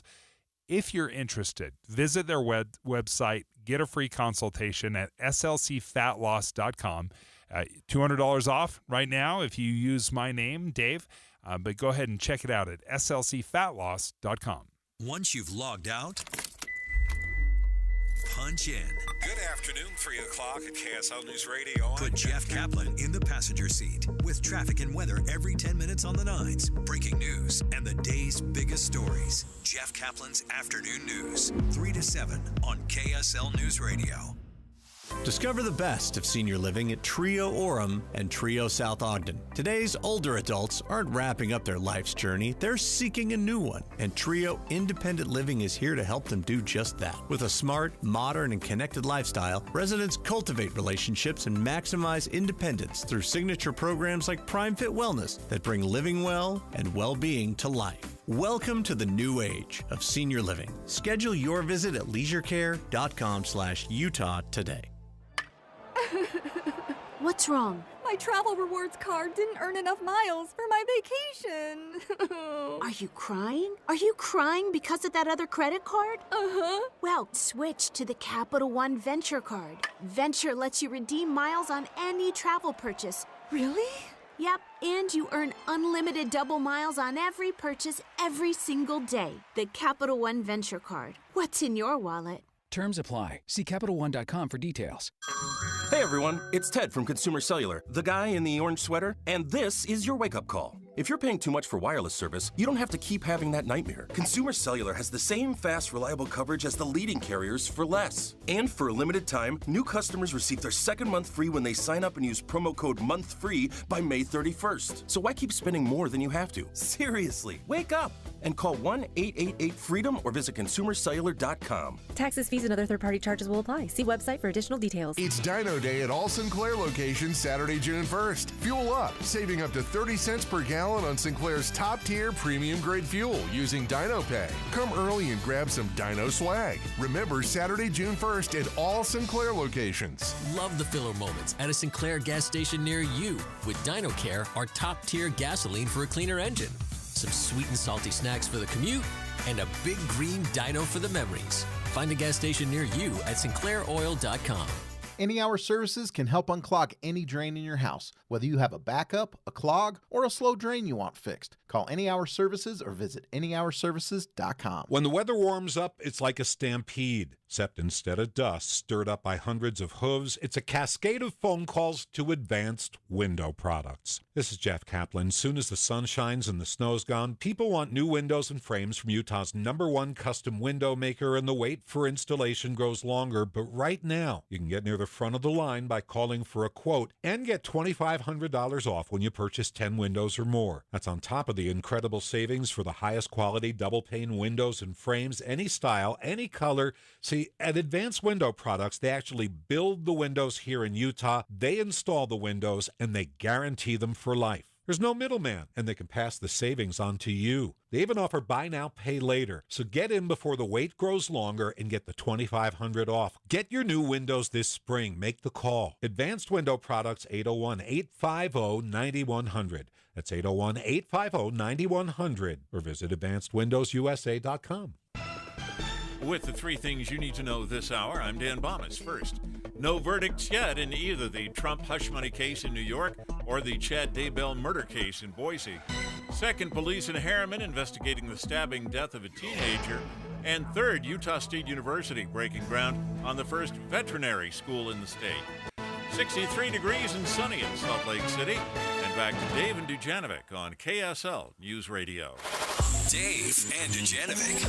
Well, when I saw that there's this new show on A&E called 60 Days In, I asked myself, why would a sheriff in Utah want his jail to be the focus of this new reality TV show that premieres tonight, Dave? I absolutely love that he was willing to do this. You are also rolling the dice. This is reality TV where, having been a producer myself, you want to make good TV. And if everything runs perfectly and smoothly and well, I'm not sure that's great television, although that may be great news for the sheriff. But I would be a little bit nervous about bringing Hollywood in to tell their story. So it's called 60 Days In. Premieres tonight. Yeah, wow, 9 o'clock tonight on A&E. And let's listen to the trailer. This time, we're going in as a united front. Together as one team with one unified mission. I want to find out if there's problems in our jail that we just don't know about. Oh, I am dying on the inside. I don't know how you get through anything like that. We signed up for this. When we would you? Okay, in the news release I'm reading, Sheriff Mike Smith, live on the line, Utah County Sheriff, says that 7 participants voluntarily went in undercover in the Utah County Jail to shed light on an influx of drugs, contraband, and gang activity. And you signed off on this. I did, yeah. What was Why? I thinking? Well, tell us what you were thinking. Yeah, that's a great question. I have, since I've been the sheriff, I've had multiple audits that I've requested to be done on the facility. I'm always looking for ways that we can improve our operations. And the audits we've done, they've been pretty high level. They've done things like, look at our budget, look at our staffing. But to really get into the weeds of the daily operation, there is no way I had the resources or the budget to do it. And when I was approached on this, multiple times we said no, but I finally broke down and I said, you know what, if I'm afraid of what they may find in this facility, well, that's absolutely the reason why I should do it. Because I want to know if there's ways that we can improve. I don't think people expect us to be perfect, but I think they should expect us to always be trying to improve. And so that's why I did it. There's probably going to be some dirty laundry aired, but I own it, and we're going to fix it, and we're going to be a better facility. I love the idea that there are audits available on a very high level, of course. Is there an undercover audit that is available that other sheriffs have used in the past that you know of? Because that does sound like a very effective way of figuring out what's going on, maybe behind closed doors. Yeah, none that I have ever heard of being done by any sheriff. Sheriff, it would be very, very, very costly to do that. And this was done, at no expense to the taxpayer. That's a big plus for me. Can you walk us through what this looks like behind the scenes? Because when I hear 7 volunteers or 7 people voluntarily go in the jail, my assumption is that those 7 people are provided by the network, A&E, not by your department. And do they have cameras on? Are they secretly recording? Kind of take us inside, because I'm also wondering, what you were thinking in terms of inmates' rights. Yeah, so you're right. The volunteers came from the network.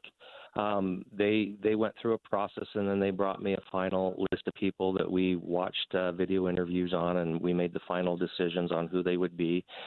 I was looking for certain backgrounds that I thought could help me, and we got people from a variety of backgrounds in there. As far as what the inmates see is there's no hidden cameras. The cameras are very obvious. There's a camera team in there. Nothing hidden. They are told that a documentary is being filmed on jail life, which is true. That's what it is. They just were never told it's 60 days, and they don't know that we've put these 7 participants in as inmates. What's the life for those volunteers, inmates, over those 60 days? What kind of life do they live? They live the life of an inmate. They get, just exactly what any other inmate would encounter in the jail. They have, nothing, no special treatment. They're just in there as an inmate. Oh, we're speaking live right now to Utah County Sheriff Mike Smith. We asked him to dial up the show today because tonight at 9 on A&E, there's a brand new premiere, a reality TV show called 60 Days In. 7 people voluntarily went into the Utah County Jail and spent 60 days there. And I'm wondering, Sheriff, did you learn anything about the jail? Like, was there the contraband and drugs that was feared? We did learn things, and some of it, you're gonna have to wait to watch the episode to see. But there were things that I needed to see and I needed to know to make changes, and we've already made several changes. So the things that we were able to gain, was, I think, worth the effort, and it was an effort, and it was nerve-wracking to do this, and I hope the public, when they see this, see it for our attempt to improve our facility, because that's what it was, and that's why I finally agreed, because to me that's the only thing that mattered. Again, you saw it as an opportunity to audit and really figure out what's going on in your jail. Was there a financial component to it? Does the jail get money? Did you get paid? How does that work? No, we didn't get anything for it. We're not paid anything. If it required extra security to facilitate the the process, then they actually paid us to cover, like if I had to bring somebody in overtime. To me, it was important that the taxpayer didn't pay for this.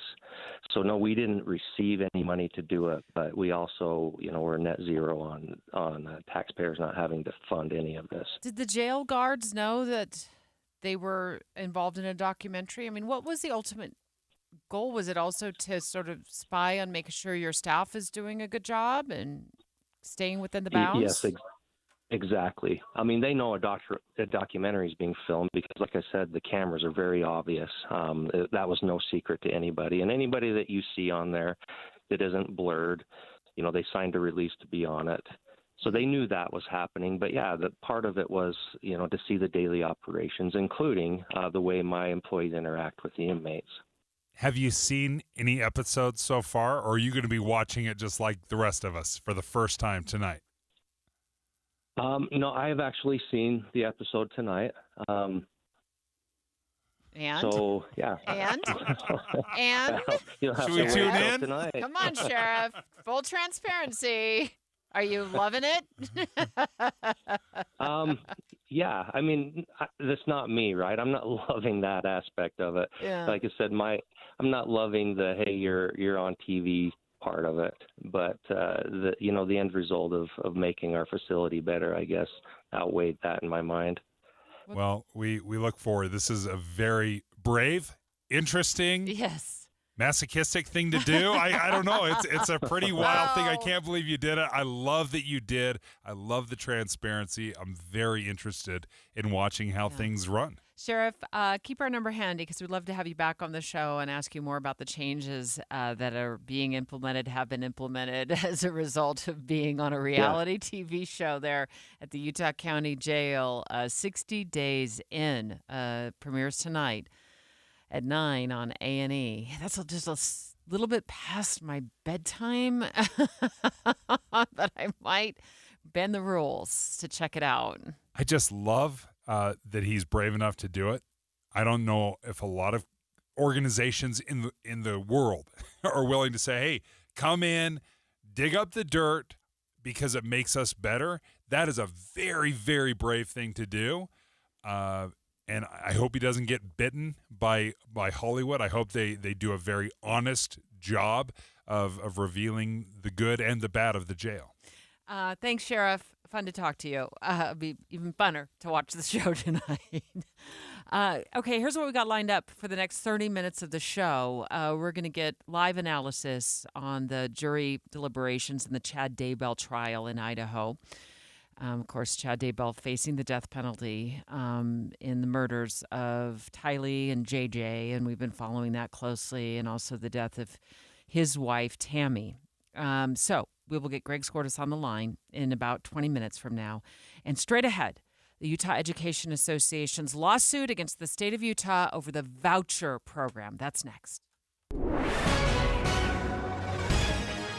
It's 11:31 at KSL News Radio. I'm Dan Bomis. KSL's top local story this hour.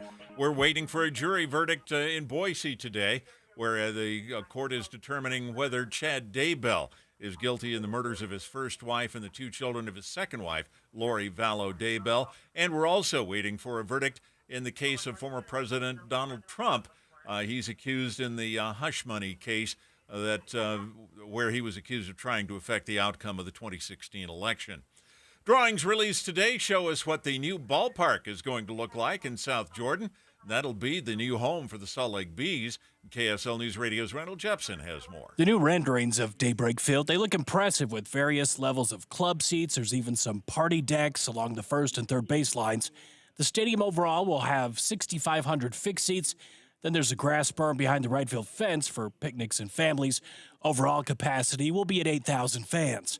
The stadium is under construction. It's scheduled to open in time for the 2025 season. You can read more about the stadium, see the drawings at kslnewsradio.com.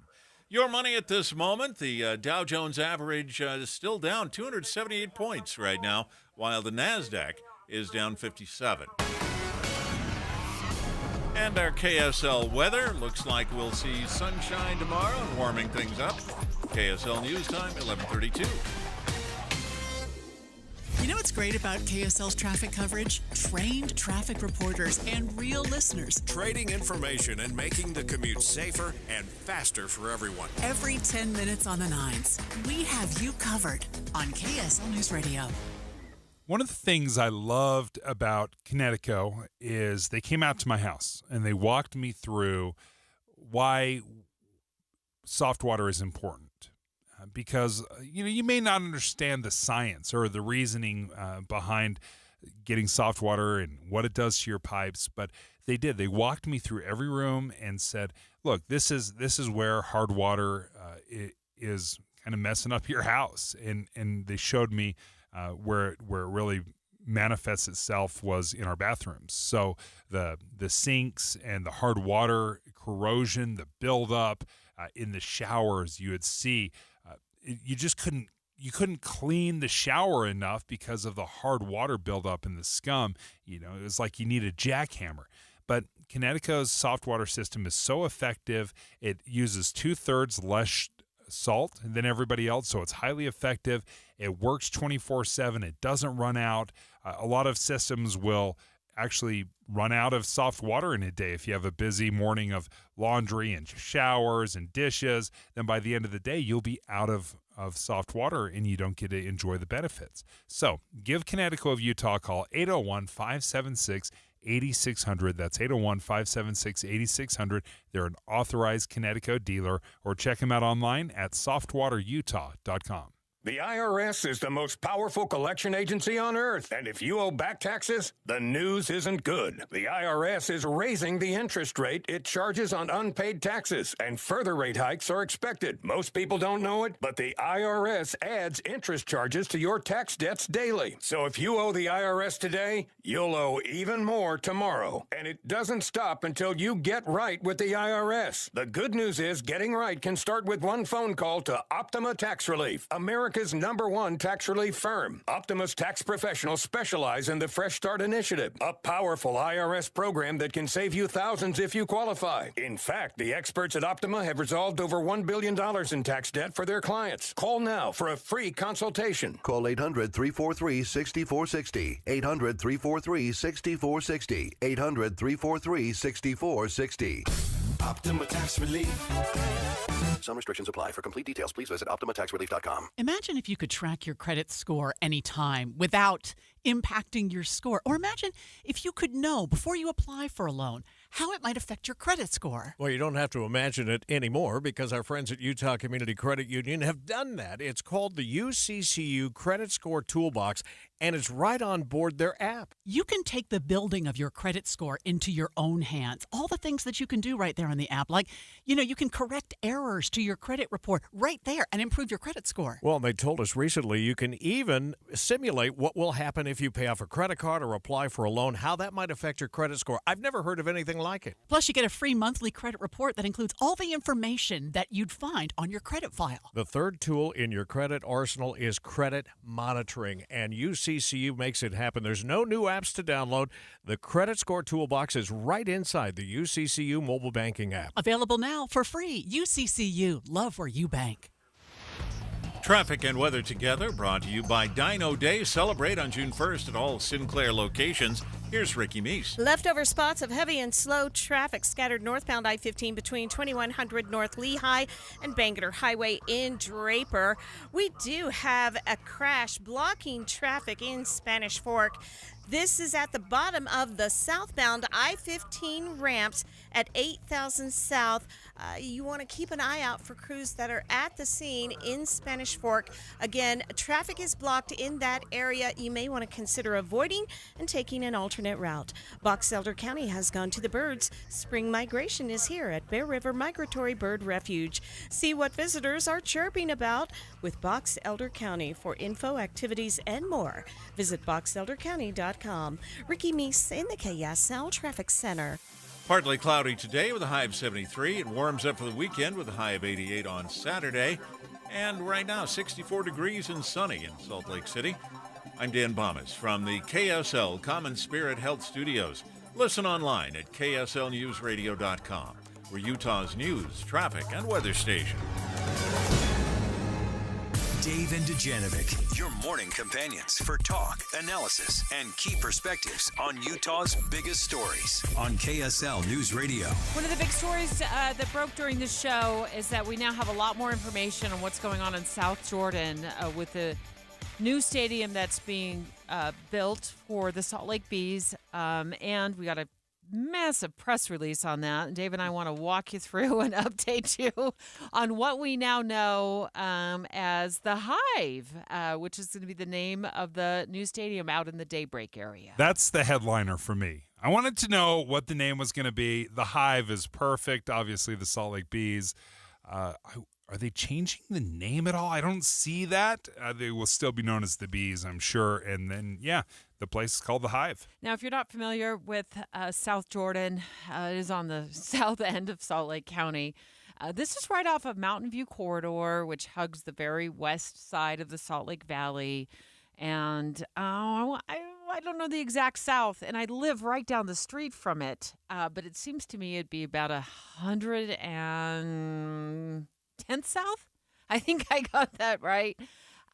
Between 114th and 106th South, right next to some townhomes, not far from the fire station. It might be right across the street there, and a lot of open land. I just drove by it yesterday on my way home, and you can see that they're busy at work. Lots of construction equipment out there. One of the biggest questions I have and have had is we keep talking about Major League sports in Utah, and the Miller team specifically has said we want to bring Major League Baseball to Salt Lake. So when you see this minor league field worth, I think it's about $160 million to build, being built, can you have a Major League Baseball team as well? Yes. Can you have both? Yes. Well, technically, yes.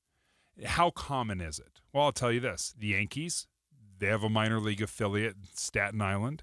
The Braves do it as well. Seattle has one in Tacoma and Everett, Washington. They're only 25 miles away. So it's not unheard of to have a Major League Baseball team and a minor league team close together. The Major League Baseball team, if we get one, we'd know by about 2030, right?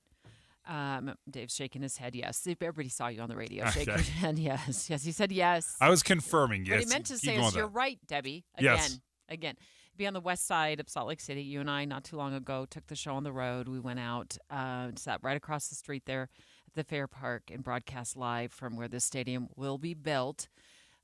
But to talk about 25 miles apart in Seattle, that'd be very similar to what we would have here. We'd have the Bees playing out in South Jordan, and then the Major League Baseball team yet to be named playing in near the downtown Salt Lake City area. The stadium out in South Jordan, in case you're wondering, will seat 8,000 fans. There'll be some open lawn.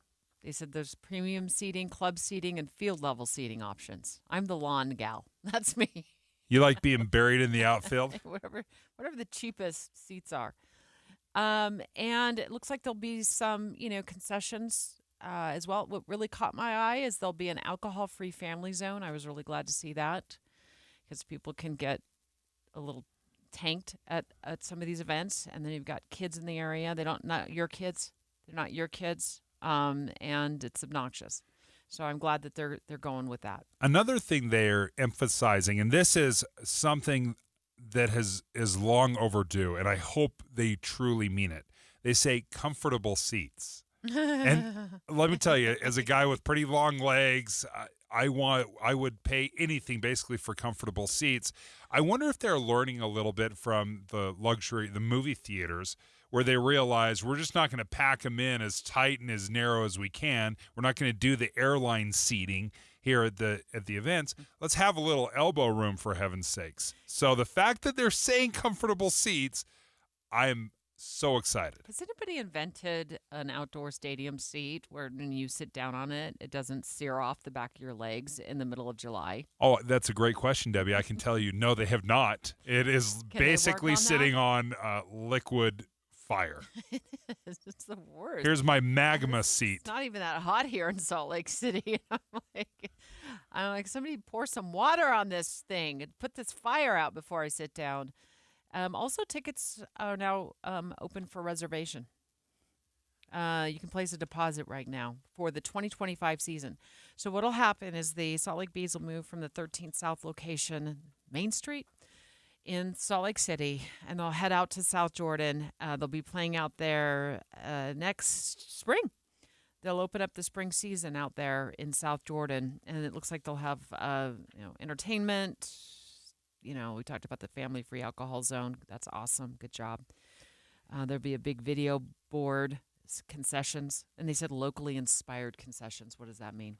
And some of the local places that you have, the R&R barbecues of the world. You get squatters out there. Yeah. You get squatters out there. I'm excited about this. I love it. I love a new stadium is so much better. Again, the kind of things you maybe take for granted that you can redesign from the bottom up. You're going to have a nice video system. It's one of the problems I always had with the Bees downtown is the scoreboard, the video. It was an afterthought, because it was so old. We just didn't have the high definition replays, and the experience was not great visually as far as the production goes. All of this stuff's going to be brand new. It's needed. It's exciting. It is also out of the way. It is not downtown Salt Lake. It's going to be difficult. It's out of the way for you. It's across the walkable. street for you. You were just asking me. I don't know how I lucked out. I love baseball. I love the Bees. I love supporting, our local teams. This is walkable for me.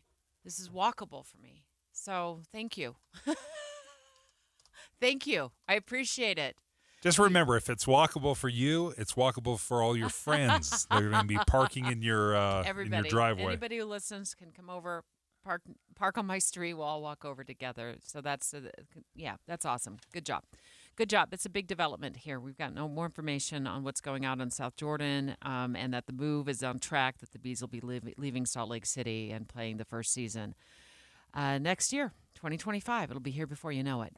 Straight ahead, we are on verdict watch, not only on the Trump trial back in New York, where we spoke live just moments ago to News Nation about they're on jury watch. They're on deliberation, in the middle of deliberations back there right now, but also jury deliberations underway all the way across the country.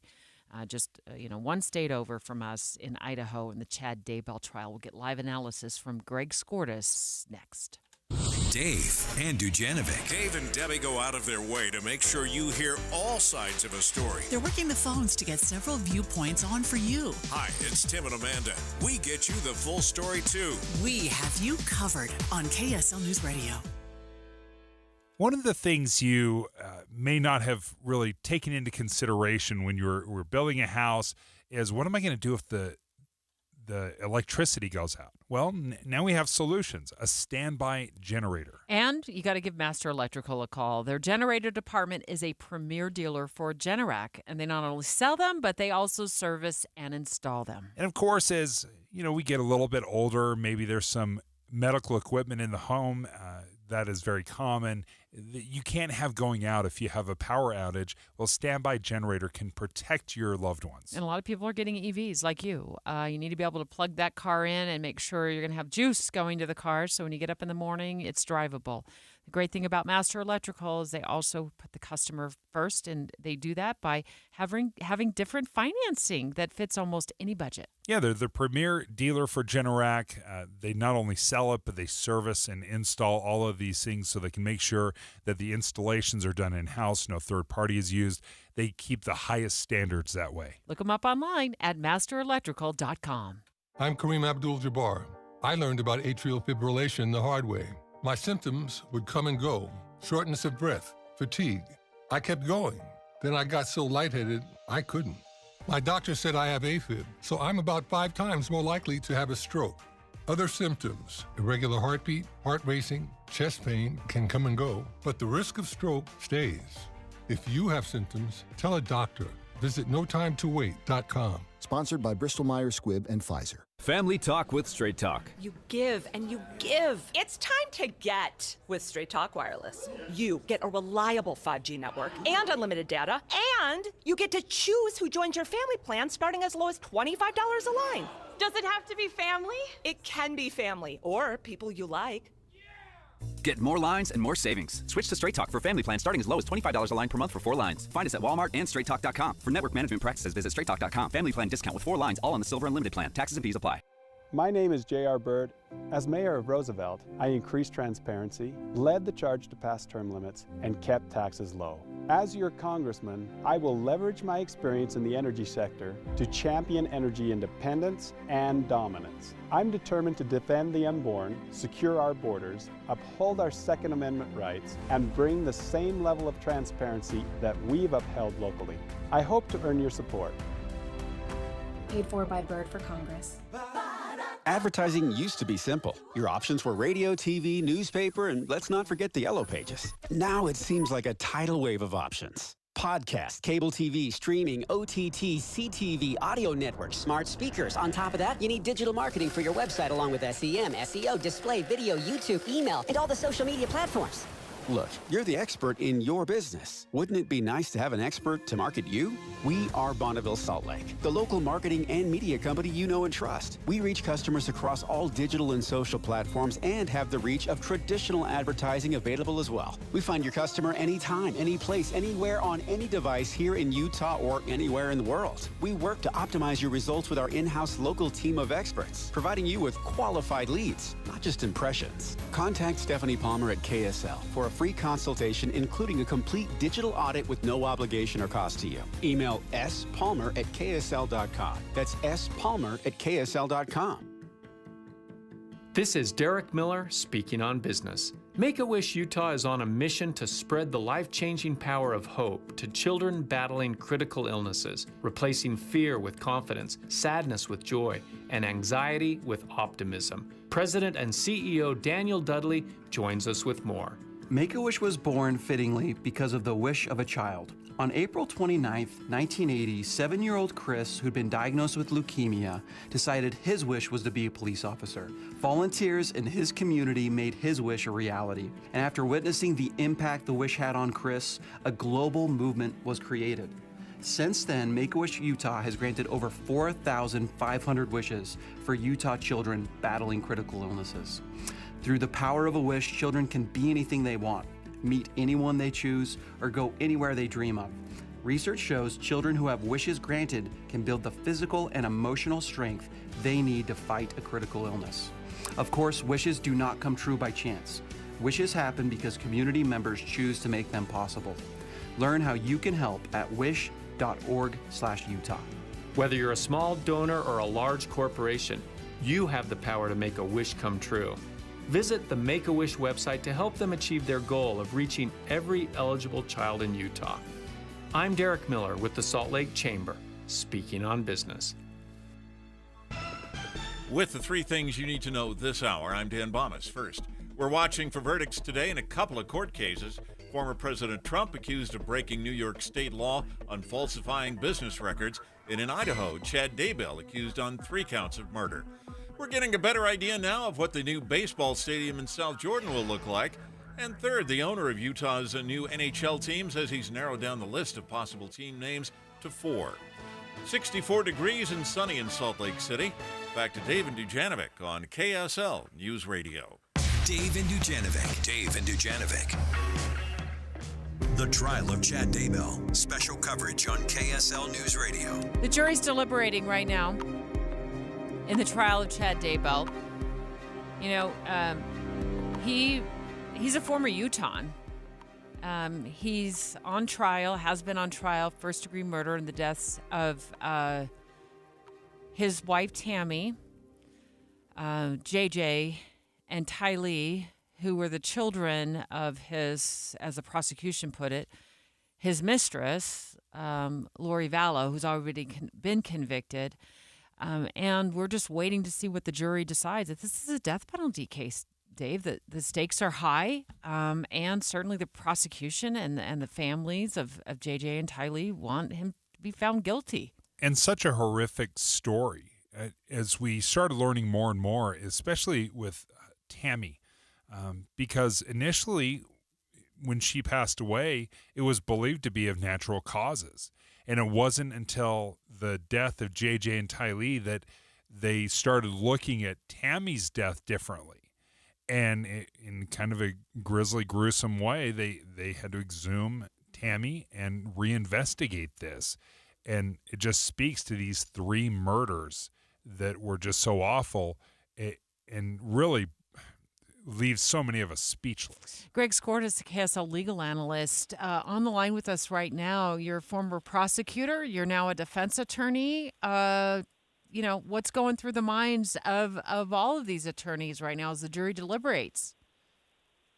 Oh, it's an awful feeling when you're an attorney and you've been in trial, especially one like this, and you're waiting for the jury to make a decision. You can't work, you can't eat, you can't sleep. You're just on pins and needles. I guess it's sort of like waiting for the results of the bar exam or some important thing that you've done in your life. And you just put your heart and soul into it. And this was a very grueling trial, and it went for 2 months, the better part of 2 months. It involves, like you say, 3 potential charges that carry the death penalty. There are also 3 financial charges. And the jury just has to weigh Chad's guilt and his culpability as to each one. So I would expect these deliberations will go throughout the day today and maybe throughout the day tomorrow. Greg, can you take us into the mind of a defense attorney a little bit? When you're defending somebody, do you have to just assume like that they're completely innocent? Is that where you have to take your mind, or do you just say, hey, listen, they deserve the best defense I can give them? How do you balance this? Because this is such a horrific story and is so emotional. I would like to know how you handle these things, or how defense attorneys handle this. Yeah, I mean, and you said it really well. What you do is you guilt or innocence, and I know this might sound a little odd, but isn't the question. It's whether or not the state could put on its case and prove its case. And as a defense attorney, you have every right, and in fact, you have the obligation to put the state to its burden of proof and to make sure that they've proven everything and that your client gets a fair trial as we've spelled out in our Constitution. So, yeah, you don't sit down with your client and say, what exactly happened here? You look at the state's case and you talk to your client and you say, okay, what are the strengths and weaknesses of the state's case? And if, in fact, they proved their case, if, in fact, they've gone through and done everything they're supposed to do, and a jury finds that they've proven their case beyond a reasonable doubt and you feel like you've done your job, then you've done your job. But if the jury finds you not guilty for some reason, even if people get upset at you as a defense attorney, because you've done your job, you should feel good that, yes, I did my job and I did what I thought was the right thing to do. Greg Skordas, our legal analyst here at KSL News Radio, live on the line with us as we await a jury verdict in the trial of Chad Daybell. In fact, I want to play some of the closing arguments from Daybell's defense attorney, and I want your reaction to what he says specifically about no text evidence. The prosecuting attorney talked about, there was a plan. And insinuating to you, suggesting to you that this plan was to kill the children.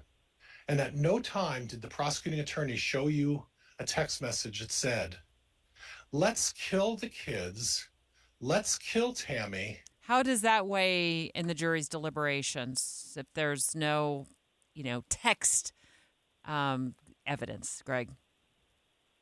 I would say not at all, and I didn't really like that argument. And you and I both know, Debbie, when people conspire to commit a crime, they never have a text saying, hey, let's sell drugs tonight. Let's rob the store tonight. Let's kill our friend tonight. I mean, those things don't happen. There would never, ever be such a thing.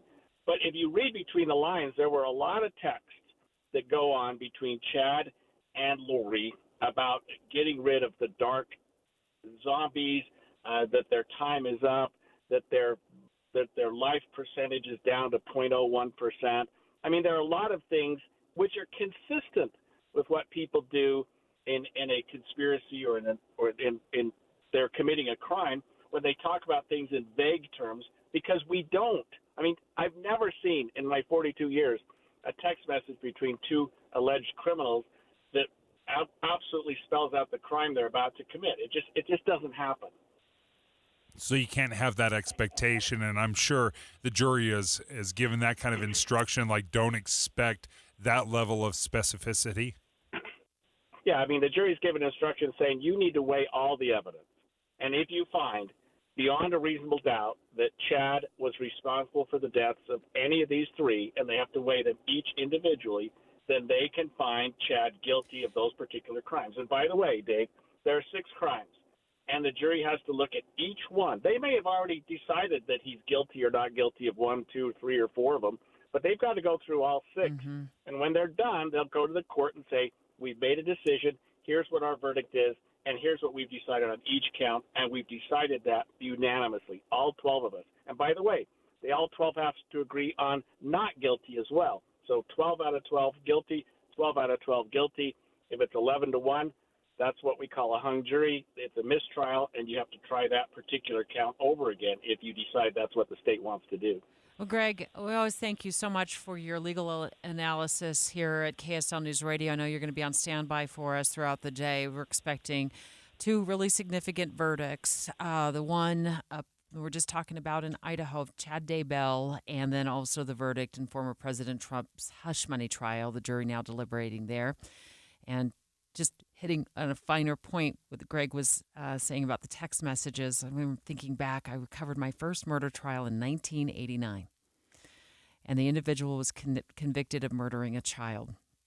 There were no text messages back then, so that attorney's argument really does not hold any water when it comes to a jury. You don't always need, and nor did we have text messages way back in the day. And we're waiting now as the jury deliberates, figures out where they want to go with this. And a man's life is certainly in their hands, and they'll have to make that decision soon. We will bring you all that information as soon as it happens here on KSL News Radio. KSL FM Midvale. KSL Salt Lake City.